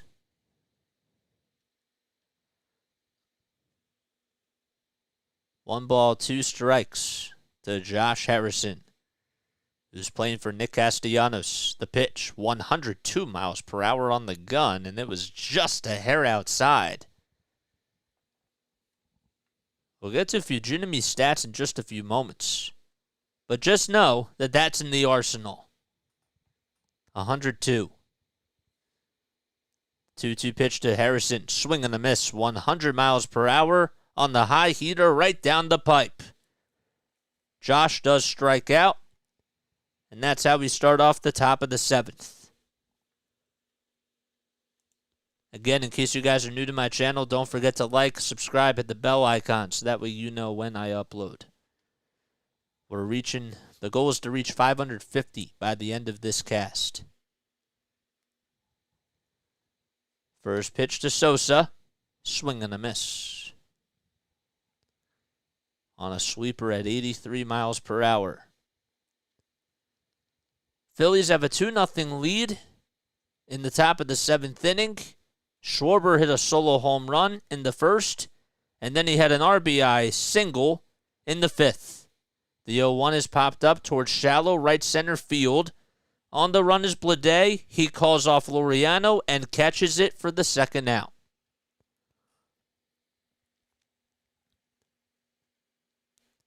And Brandon Marsh will be the next batter.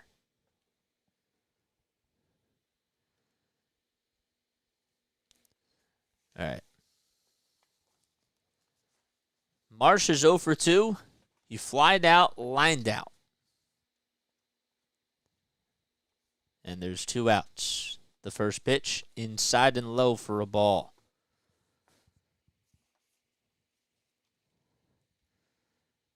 All right. We'll ask the trivia question one more time. All right. For those of you that have missed it, name any father-son duos who have been a part of the Phillies organization. As a player or as a coach, a scout, any of those. 2 balls, no strikes to Marsh, and we will reveal the answer in the bottom of the 7th inning. 3 seconds left on the pitch clock. Next pitch, 99 on the gun. It was down the pipe.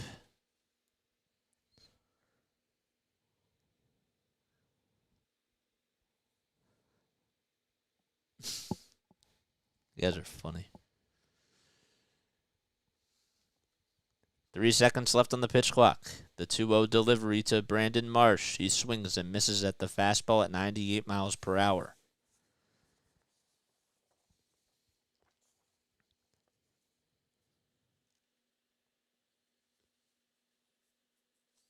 Marsh did not play in the first game of this series on Friday night. But he did, however, play yesterday, and he went 0 for 3. 2-2 pitch, swing and a miss, and Brandon Marsh strikes out. And the side is retired. Matt Strom will come in for the bottom of the 7th inning. 1-2-3 go the Phils, and it is now stretch time in Oakland. Okay.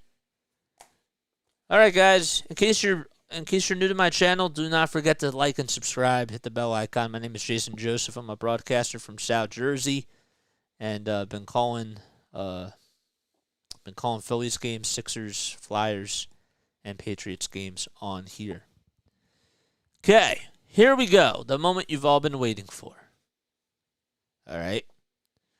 So I'm going to ask the question one more time, but then I will reveal any of the answers that you could have chosen. Name any father-son duos who have been a part of the Phillies organization. All right? Now, here's an obvious one that I thought maybe a lot of you were going to get. There you go. Larry got it. Larry got one. Okay? Larry got one. Ruben Amaro Jr. and Ruben Amaro Sr. And also Luis Amaro, who is Ruben Amaro Jr.'s brother. Luis Amaro was actually a part of the minor league system for the Phillies. Did not make it to the majors, but Ruben Amaro Jr. played for the Phillies from 1992 to 93 and from 96 to 98, and then was obviously the GM for the Phillies too. And Ruben Amaro Sr. played for the Phillies from 1960 to 1965. The other two answers that would have been acceptable would have been Tito and Terry Francona. Okay, Terry Francona did not play for the Phillies, but he managed the Phillies from 1997 to 2000. And his father played for the Phillies in 1967. And then the final answer that you could have chosen could have been Mark Leiter and Mark Leiter Jr. Leiter Jr. played for the Phillies in 2017, and Mark Leiter himself played in 1997 and in 1998 for the Phillies. So any of those three father-son combos would have worked. And those are your answers. So yes, Matt Strom goes out there as he comes in to relieve Zack Wheeler. 1 ball, no strikes. The pitch, swing and a miss. To Shea Langeliers.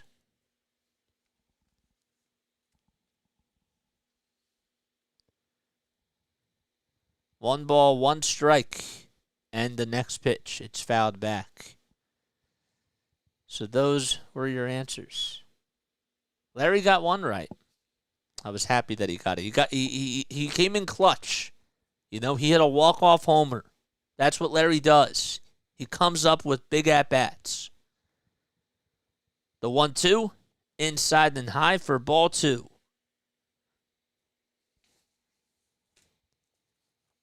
And that count is now 2-2. Langeliers is 0 for 2 in this game. The next pitch, fouled off. But yeah, let me know if you guys like that trivia question, because I thought that was a good one. It was very fitting, I thought, for Father's Day.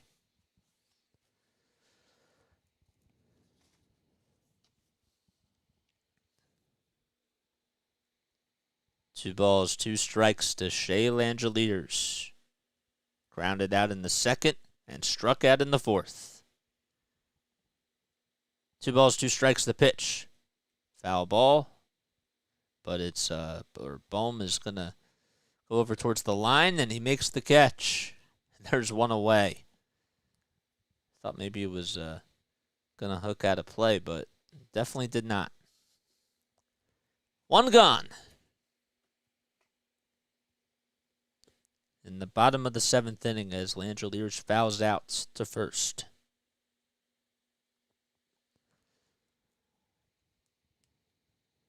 So in case you guys did miss it, all right, the question of the day for trivia was name any father-son duos who have been a part of the Phillies organization. Larry got one correct. Ruben Amaro Jr. and Ruben Amaro Sr. And there were two more. First pitch to Wade is belted out to left field. And that's going back to the track, to the wall. It's gone. Oh, man. A solo home run by Diaz, who came in to pinch hit for Wade. They didn't even introduce him as a pinch hitter. And it hit the stairs out in left field.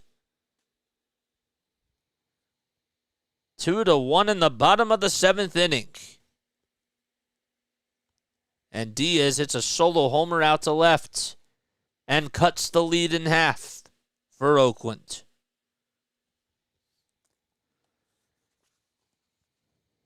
Here's my dad. Shout out to my dad. That was a very good trivia question, he said, and very appropriate. Thanks. I try. You didn't get any of the answers. Yes. Thank you.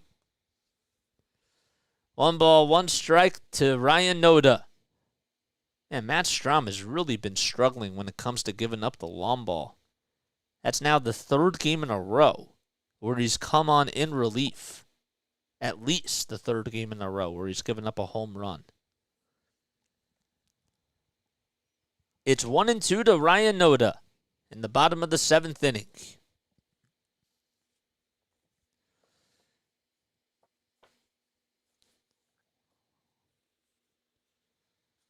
8 seconds left on the pitch clock. And the 1-2 delivery is way up high and outside for ball 2. So the question was, name any father-son duos who have been a part of the Phillies organization. You could have said Ruben Amaro Jr. and Ruben Amaro Sr. and his brother Luis Amaro. Ruben Amaro Jr.'s brother. 2-2 is swung on and missed, and there's the first strikeout by Matt Strahm. The other two that you could have said, the other two father-son duos, you could have chosen Tito and Terry Francona, or you could have chosen Mark Leiter and Mark Leiter Jr. And that is your answers. So, first pitch, it's a slider that is at 81 miles per hour. That's taken on the outside corner for a called strike. No balls, 1 strike. And the next pitch by Strahm is fouled off by Peterson. Jace today is 0 for 3. We got 23 people on here. It's pretty nice, man. The 0-2, up high and outside for ball 1.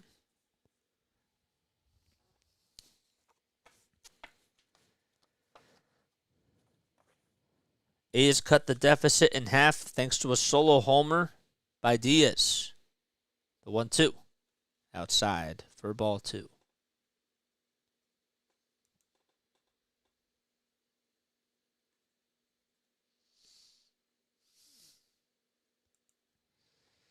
Five seconds left on the pitch clock. Strahm in the stretch. The pitch, swing and a miss.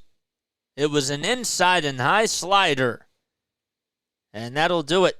We go to the top of the 8th inning. Phillies up 2-1. And they're looking to try to get an insurance run.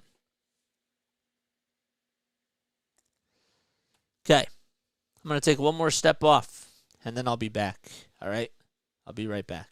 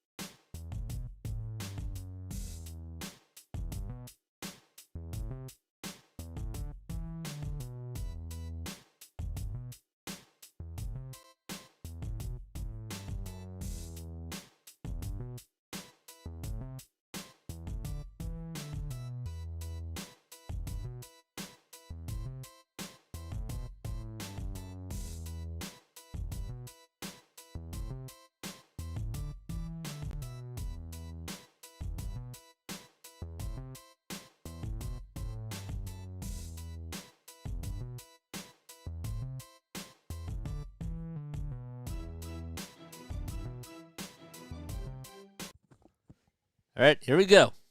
Here we go. I hope you're all well, and I hope everybody's having themselves an awesome Father's Day. Happy Father's Day to all the fathers that are out there, including mine, as always. Happy Father's Day, Dad. I love you. We go to the top of the 8th inning. Phillies have only produced 5 runs over the last 2 games. They've been very quiet, but the bullpen has only allowed 3. Well, the pitching has only allowed 3 earned runs over the last 2 games. Pache due up. Shows bunt at the first pitch, but takes it back, and it's a ball. Fujinami still on the mound. Pache has gotten the only extra base hit, well, the only double for the Phillies. 1 out of 2 extra base hits. And the pitch on the outside corner for a called strike. I say that because Kyle Schwarber hit a solo home run, and that's an extra base hit. 1-1 pitch. That's belted out to left center field. It's going to split the gap and go all the way towards the Ricky Henderson sign out in left center field. And Christian Pache is going to ease his way into second base as the throw was made out in center field by Blade to the cutoff man, Diaz, and that's a leadoff double by Christian Pache. I knew there was something I was missing. There's a pitch right down the middle of the plate. And Pache certainly did a good job in that at-bat. Here's Kyle Schwarber. He's wearing his purple cleats. First pitch, fouled back. It's interesting because they have a different types of shades of purple on his cleats. They look really cool. No balls, 1 strike. Fujinami in the stretch and throws the next pitch. It's a splitter at 92. And Schwarber could not catch up to it. Harper has the day off, and Castellanos still out with a stomach bug. And that's why Kyle Schwarber is the DH. Kyle is 3 for 3 today. He has singled twice. And has an RBI and a solo homer. The 0-2 on the inside corner, called strike 3. And Schwarber is retired for the first time today. Fujinami with 3 strikeouts. He has been on fire for Oakland. Here comes Trey Turner.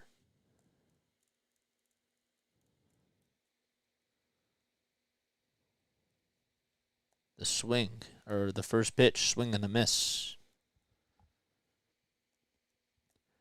Larry says there's a Ricky Henderson sign. Does it say I'm the greatest player of all time? No, it's not. I'll give you more information about that in just a sec. The 0-1 pitch. Down low and inside for ball 1 to Trey Turner.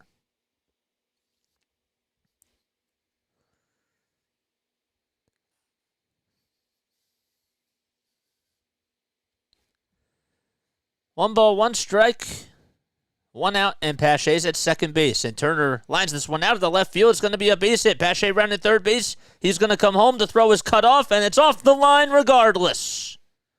An RBI single by Trey Turner. The Phillies extend their lead 3-1. It was a beautiful swing by Trey. And Pache comes in to score.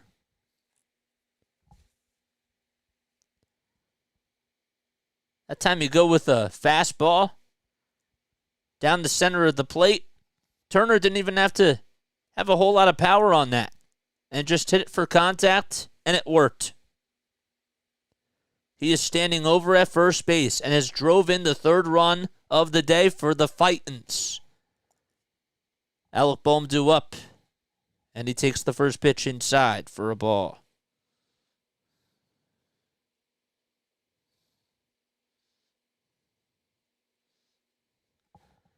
1 ball, no strikes. And the next pitch down low for ball 2.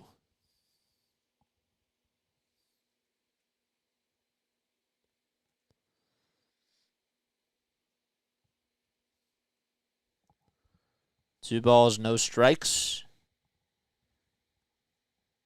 And Al Bohm does call for time. So Turner's on at first. 1 out in the top of the 8th inning. Phillies are up 3-1. Fujinami in the stretch, and he winds up and delivers. It's fouled off. So we'll get back to the Ricky Henderson stuff in just a few moments, but there is one other, there's another story, though, I wanted to tell you guys, so just bear with me for a sec as I find it. There it is. Here's my notes. There's one other thing I wanted to make sure I told you guys.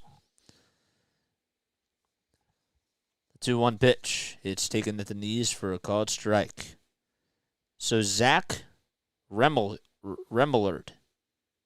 All right, he's 29 years old, right? Got the call up to the show, and he made his Major League debut on Saturday for the White Sox.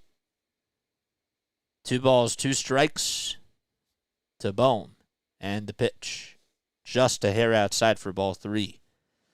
Now, here's something that's interesting, okay? So Remillard, who did not reach AAA until age 27 in 2021, is the only MLB player in the modern era since 1901 to have both a game-tying hit and a go-ahead hit in the 9th inning or later in his Major League debut. And that happened yesterday for the White Sox. 3 balls, 2 strikes to Bohm. The pitch was fouled off, and Fujinami will go at it again. That is a crazy stat. The payoff pitch to Bohm. It's outside for ball 4, and Turner gets into second base. Turner was going to go, but because the pitch was outside, Langeliers threw it because he didn't know if Bohm was even going to get the call or not. And Bohm gets on with a walk. Turner would have been gunned out at second base. And thankfully, that didn't count. Yeah, he got on with an RBI single. Mark Costas comes out, and that's going to be it for Fujinami. Runners at first and second now for the Phillies, and we have a pitch and change. All right, Larry says, in any MLB game, you can do something that's never been done before. I know. And that's what I think makes the ball. I think that actually, let's think about this. I think that that's what makes the ball go around. I think that that's what makes the baseball diamond go around every day. Because it is every day. And there's always history in the books. Don't really see that too much with like some of the other sports, you know? So, and there's a lot of value with baseball stats. Like there's a history behind it. And my job as a broadcaster is that obviously I give you the play-by-play, but what makes me interesting, right? I interact with you guys, but I make this educational too. Because you guys are coming on here, yes, to learn about the game, and yes, to keep up with what's going on, but maybe I can get you to learn something new. You know, that's why we do our Phillies trivia stuff. That's why I spend time, trying to search for stories, and figure out what's going on in the league. It's a lifestyle, But I want you guys to learn, and I want to learn. So that's why we do that too. Oh, man. But yes.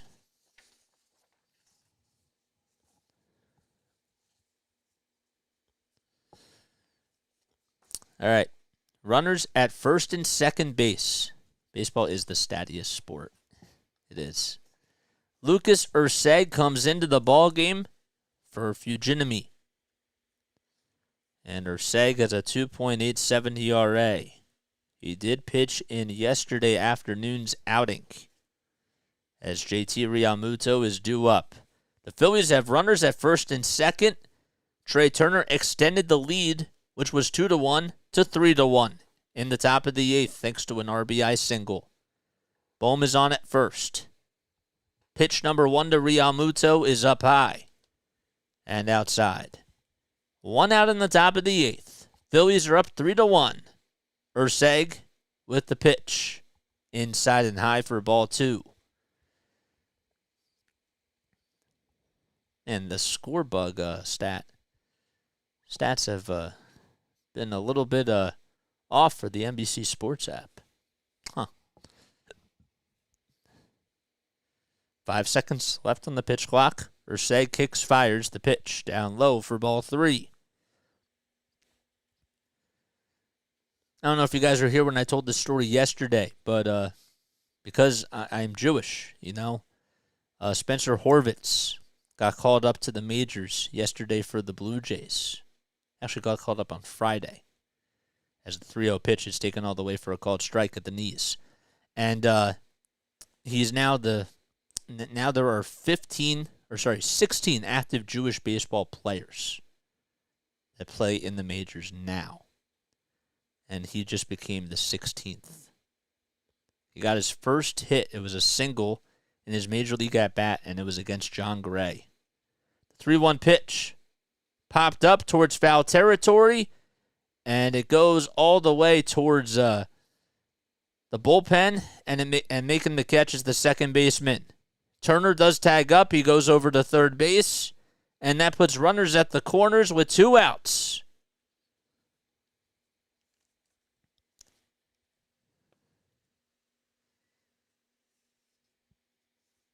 Really nice play by Noda just to get over there and make the catch.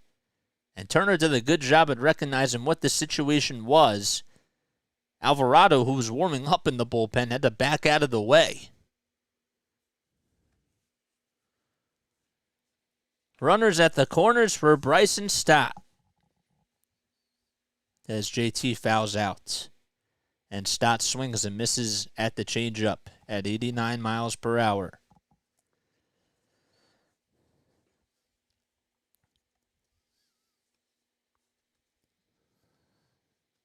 Stott is 0 for 3. He flied out and has grounded out twice. 2 outs in the top of the 8th inning. Runners at the corners. The 0-1. Fly ball out to left field. On the run is Rooker, and he makes the catch into the left field wall. It was hook and foul, and Bryson Stott just got a base hit taken away from him. We go to the bottom of the 8th inning. Phillies have a 3-1 lead. They strand runners at the corners. And Alvarado will be coming in to pitch.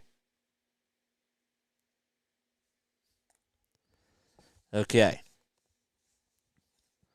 I know. Oh, boy.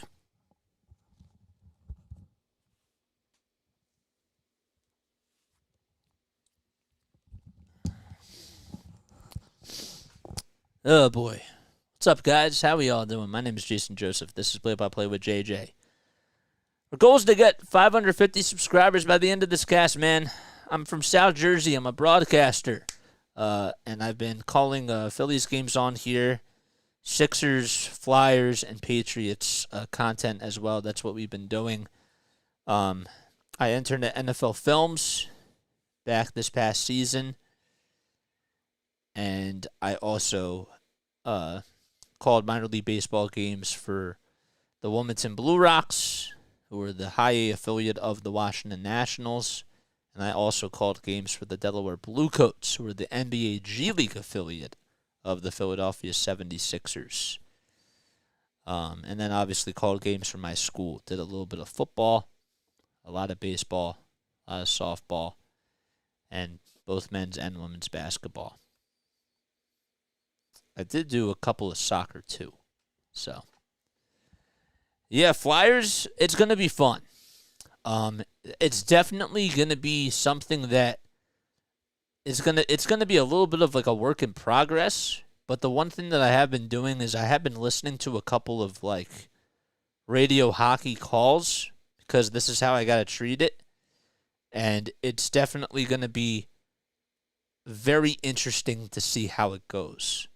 I have called like 3 hockey games before, so but it'll be fun. I'm learning and I'm studying from people, and I am taking the time to do that because, I want to do it. 1 ball, no strikes to Brent Rooker. And the pitch down low for ball 2. And football is going to be a lot of fun, too. Alvarado has a .98 ERA. And he is 6 for 8 in save opportunities. The 1-0 fouled off. It's actually 2 balls, 1 strike. We missed a pitch. NBC Sports just comes back so late. The 2-1 by Alvarado. It's taken at the knee as a cutter at 93 miles per hour.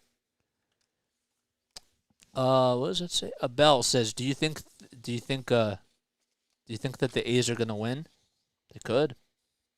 Phillies bullpen has been pretty much lights out, though. 2 balls, 2 strikes. The next pitch down low and inside for ball 3.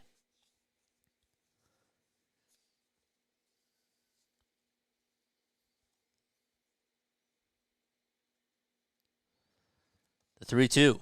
Swing and a miss. A 99-mile-per-hour sinker right at the knees, and it was swung through by Brent Rooker.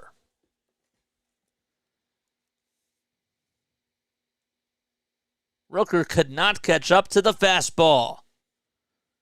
And Alvarado gets himself a strikeout.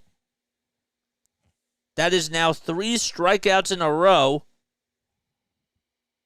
for the Phillies pitching staff.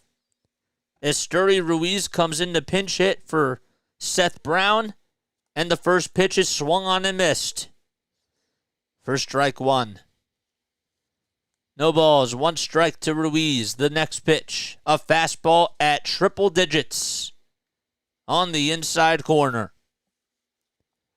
Ruiz is batting .261 with 1 homer and 29 RBI. The 0-2 pitch by Alvarado, laid off, a 94-mile-per-hour cutter. It is just so interesting to me to see how he goes from a 101-mile-per-hour pitch to a 94, 95-mile-per-hour cutter, and then he has a slider. 1-2. Ground ball, down the third base line. It's a fair ball. It's going to go all the way towards the corner. Pache gets over to it, and Esteury Ruiz gets into second base safely. How about that? A 1-out double by Esteury Ruiz, who comes in to pinch hit, and he gets himself a double.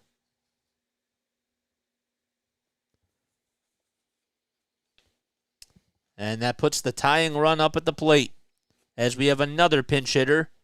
This time it'll be for J.J. Bleday. Get you who it's going to be in just a few moments after this replay.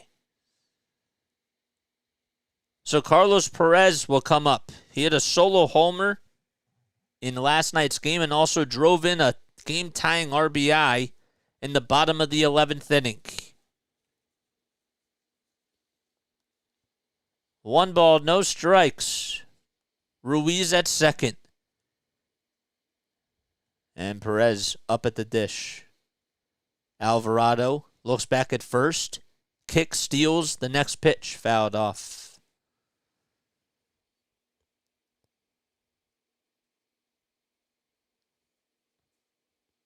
According to Mark Bowman, the beat writer for the Atlanta Braves, Charlie Culberson was designated for assignment on Sunday morning, and his dad was scheduled to throw the first pitch for Sunday's Father's Day game.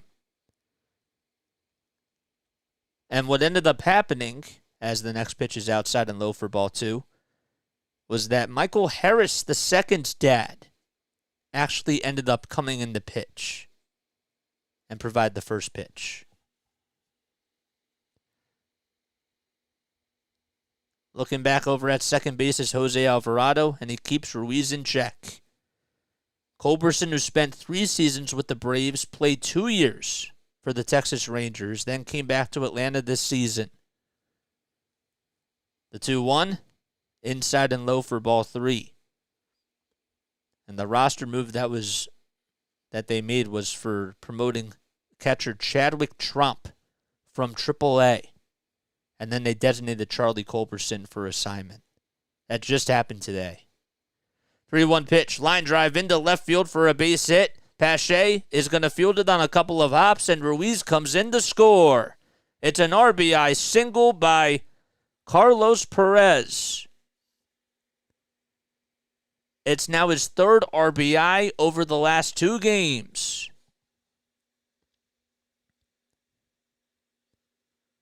And it's now a 3-2 ball game.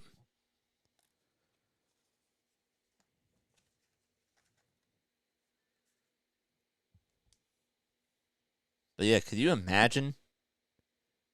You're a player, and your father is supposed to throw out the first pitch on Father's Day.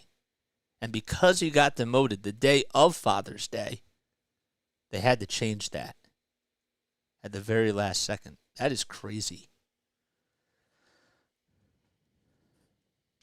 3-2 in the bottom of the 8th. 1 out. And now the tying run is at first. The go-ahead run is up at the plate. Ramon Laureano due up. First pitch to Laureano, swing and a miss. A cutter at 93 miles per hour that just died inside and in the dirt. Laureano singled in the 6th. And he's 1 for 3. 10 seconds left on the pitch clock. Alvarado kicks, fires the next pitch, swing and a miss on another cutter. This time it was over the center of the plate and in the dirt.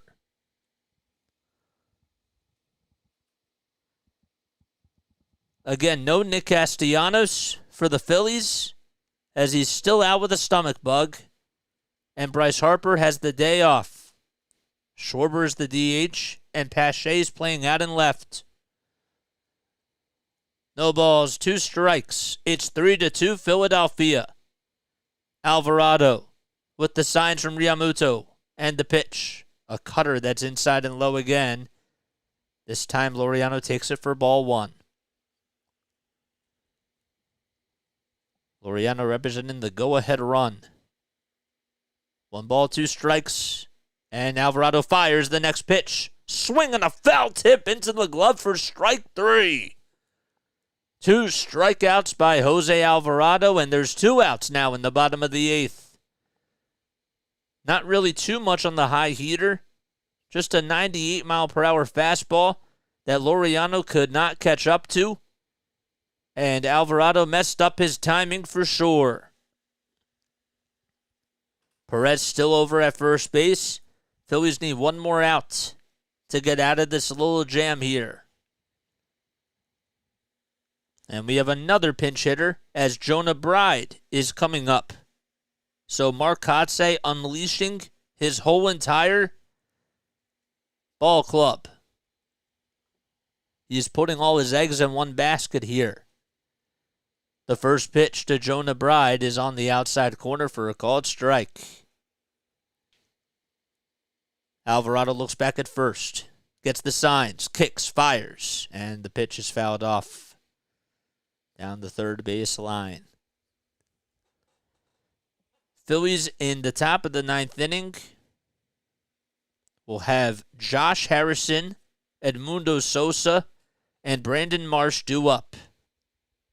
That is 6, 7, and 8. No balls, 2 strikes, 2 outs in the bottom of the 8th. The next pitch, way up high for a ball.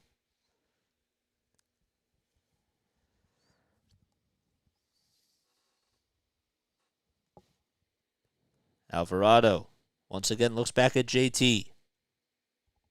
8 seconds left on the pitch clock. Alvarado kicks, fires the next pitch. It's fouled back towards the backstop. He did reach triple digits that time. Bride is 1 for 13 in the 7th inning or later. And his one hit was a double. He has also walked twice in that situation.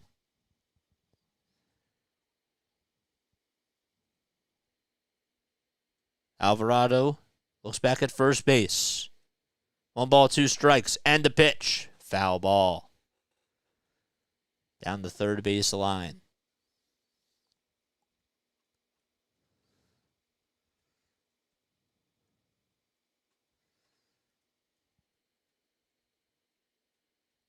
"24 pitches by Jose Alvarado. The 25th one coming up. The 1-2. Swing and a miss. Alvarado gets out of the inning on a breaking ball that was in the dirt. And now we go to the top of the 9th. The A's do get a run, but the Phillies are coming back up as they lead it 3-2.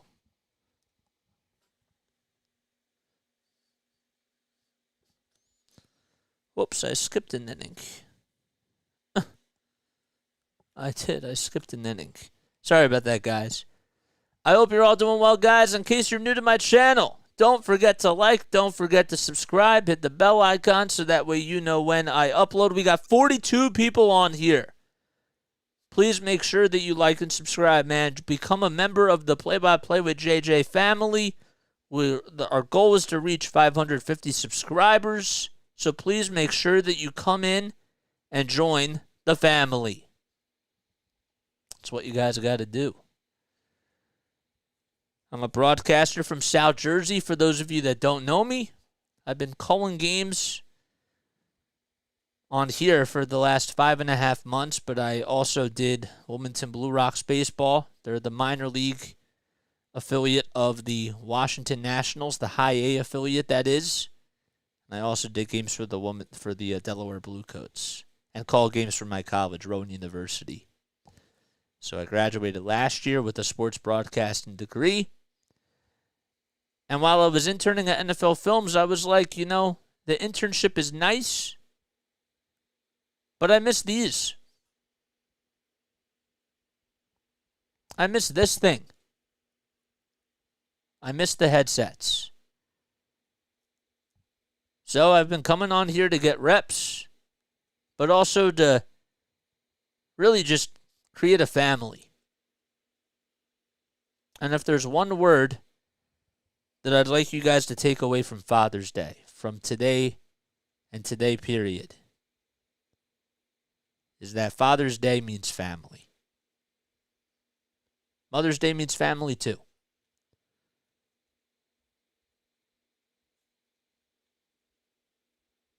But that's how it is. We're all a family. And we want to just grow the family.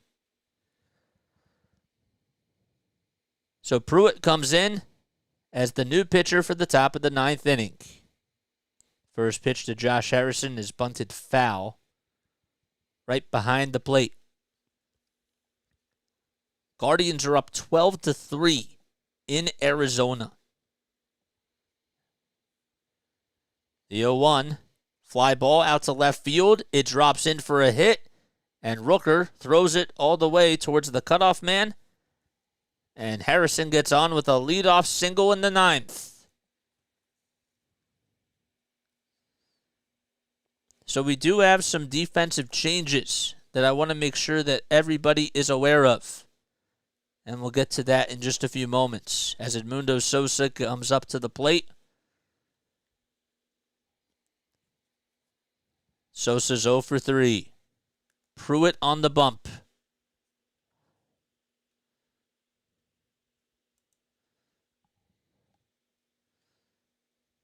And the first pitch is on the outside corner for a called strike.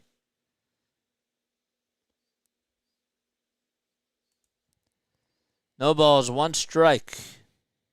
8 seconds left on the pitch clock. And the next pitch. Fly ball out to center field. Backing up, though, is Ruiz. and he catches it for the first out of the inning. So Sosa lines out to center, and there's one gone.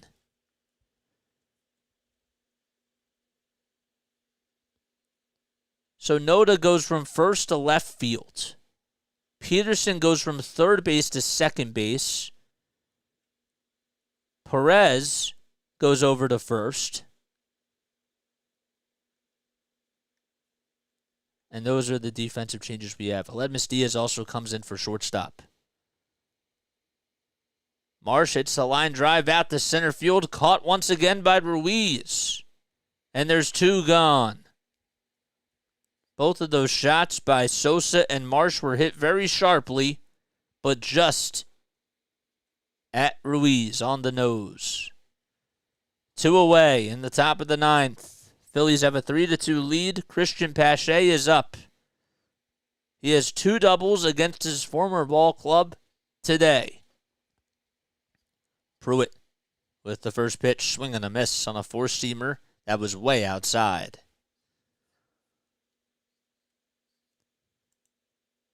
Austin Pruitt from Plano, Texas, not Austin, Texas. He's 33 years old. He has a 3.6 ERA and 12 strikeouts in 20 innings. Here's Christian Pache, who lifts this one out to right field. Not that deep, though. And making the catch is Laureano for out number 3. The A's will have their final chance as we go to the bottom of the ninth inning. Shea Langeliers will lead things off. And it'll be interesting to see if Craig Kimbrell's going to come in to close out the deal. We'll be right back. Okay. Fly ball to right. And that's what does it for them. Okay. Come on, Phillies. All right, I see that we just got a subscriber. So I want to make sure that you, whoever just subscribed, gives yourself a shout-out, man, because it's Father's Day, and you deserve a shout-out. Well, anybody deserves a shout-out. But you definitely deserve a shout-out. So shout yourself out, and then I'll shout you out. That's what we do. Our goal is to reach 550 subscribers. Still have time as we go to the bottom of the ninth.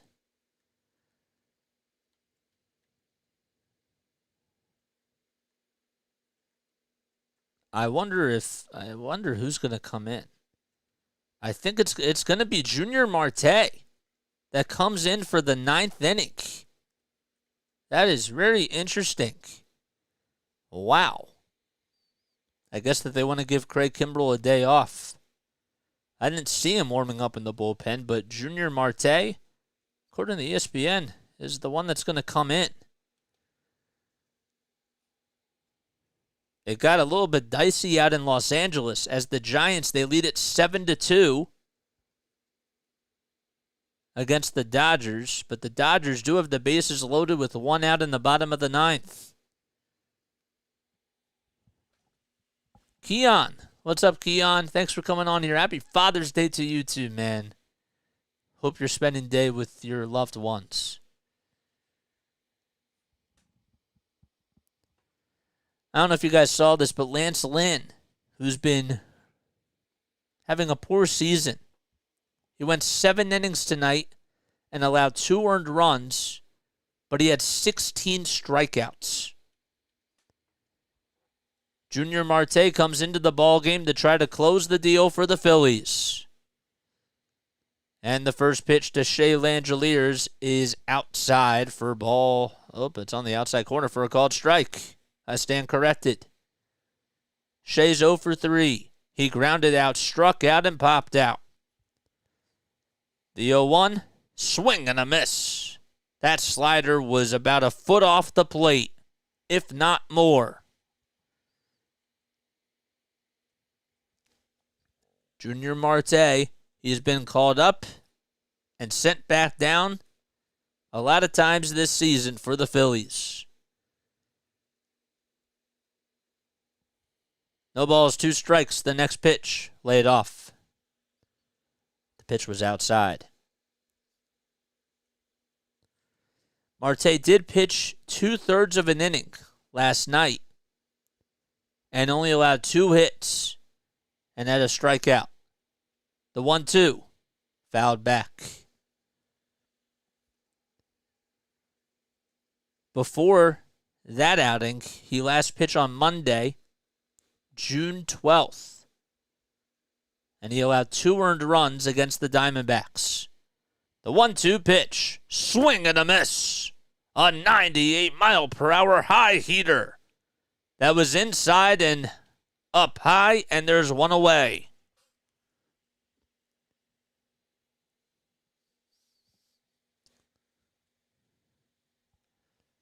That's really cool, Keon. You're from the Philippines, and you think that you're the only one watching MLB here. Welcome to the family, dude.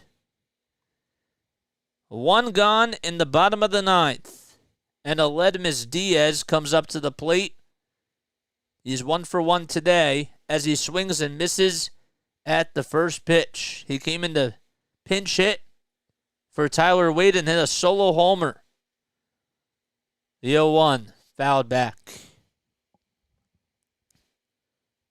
Marte already 7 pitches.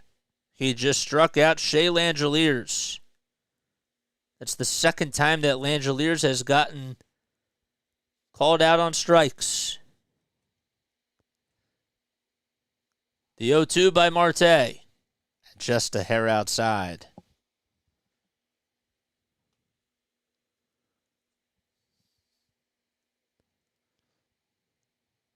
Loving the Phillies from the Philippines. I love that. The 1-2 pitch. Swing and a miss. A 98-mile-per-hour fastball that was low and inside. And Marte gets the first 2 batters out of the inning. And the A's are down to their final out of the series.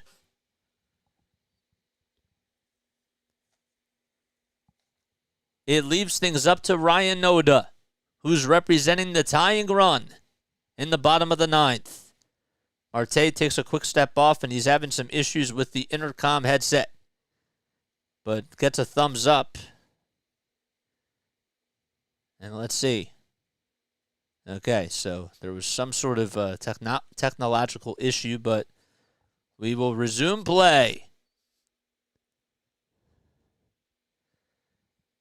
Noda is up at the plate. 2 outs, and the first pitch to Noda. Ground ball foul down the first base line. The Phillies are 12-11 versus the Oakland A's as far as their head-to-head history goes. The 0-1, down low and inside for ball 1.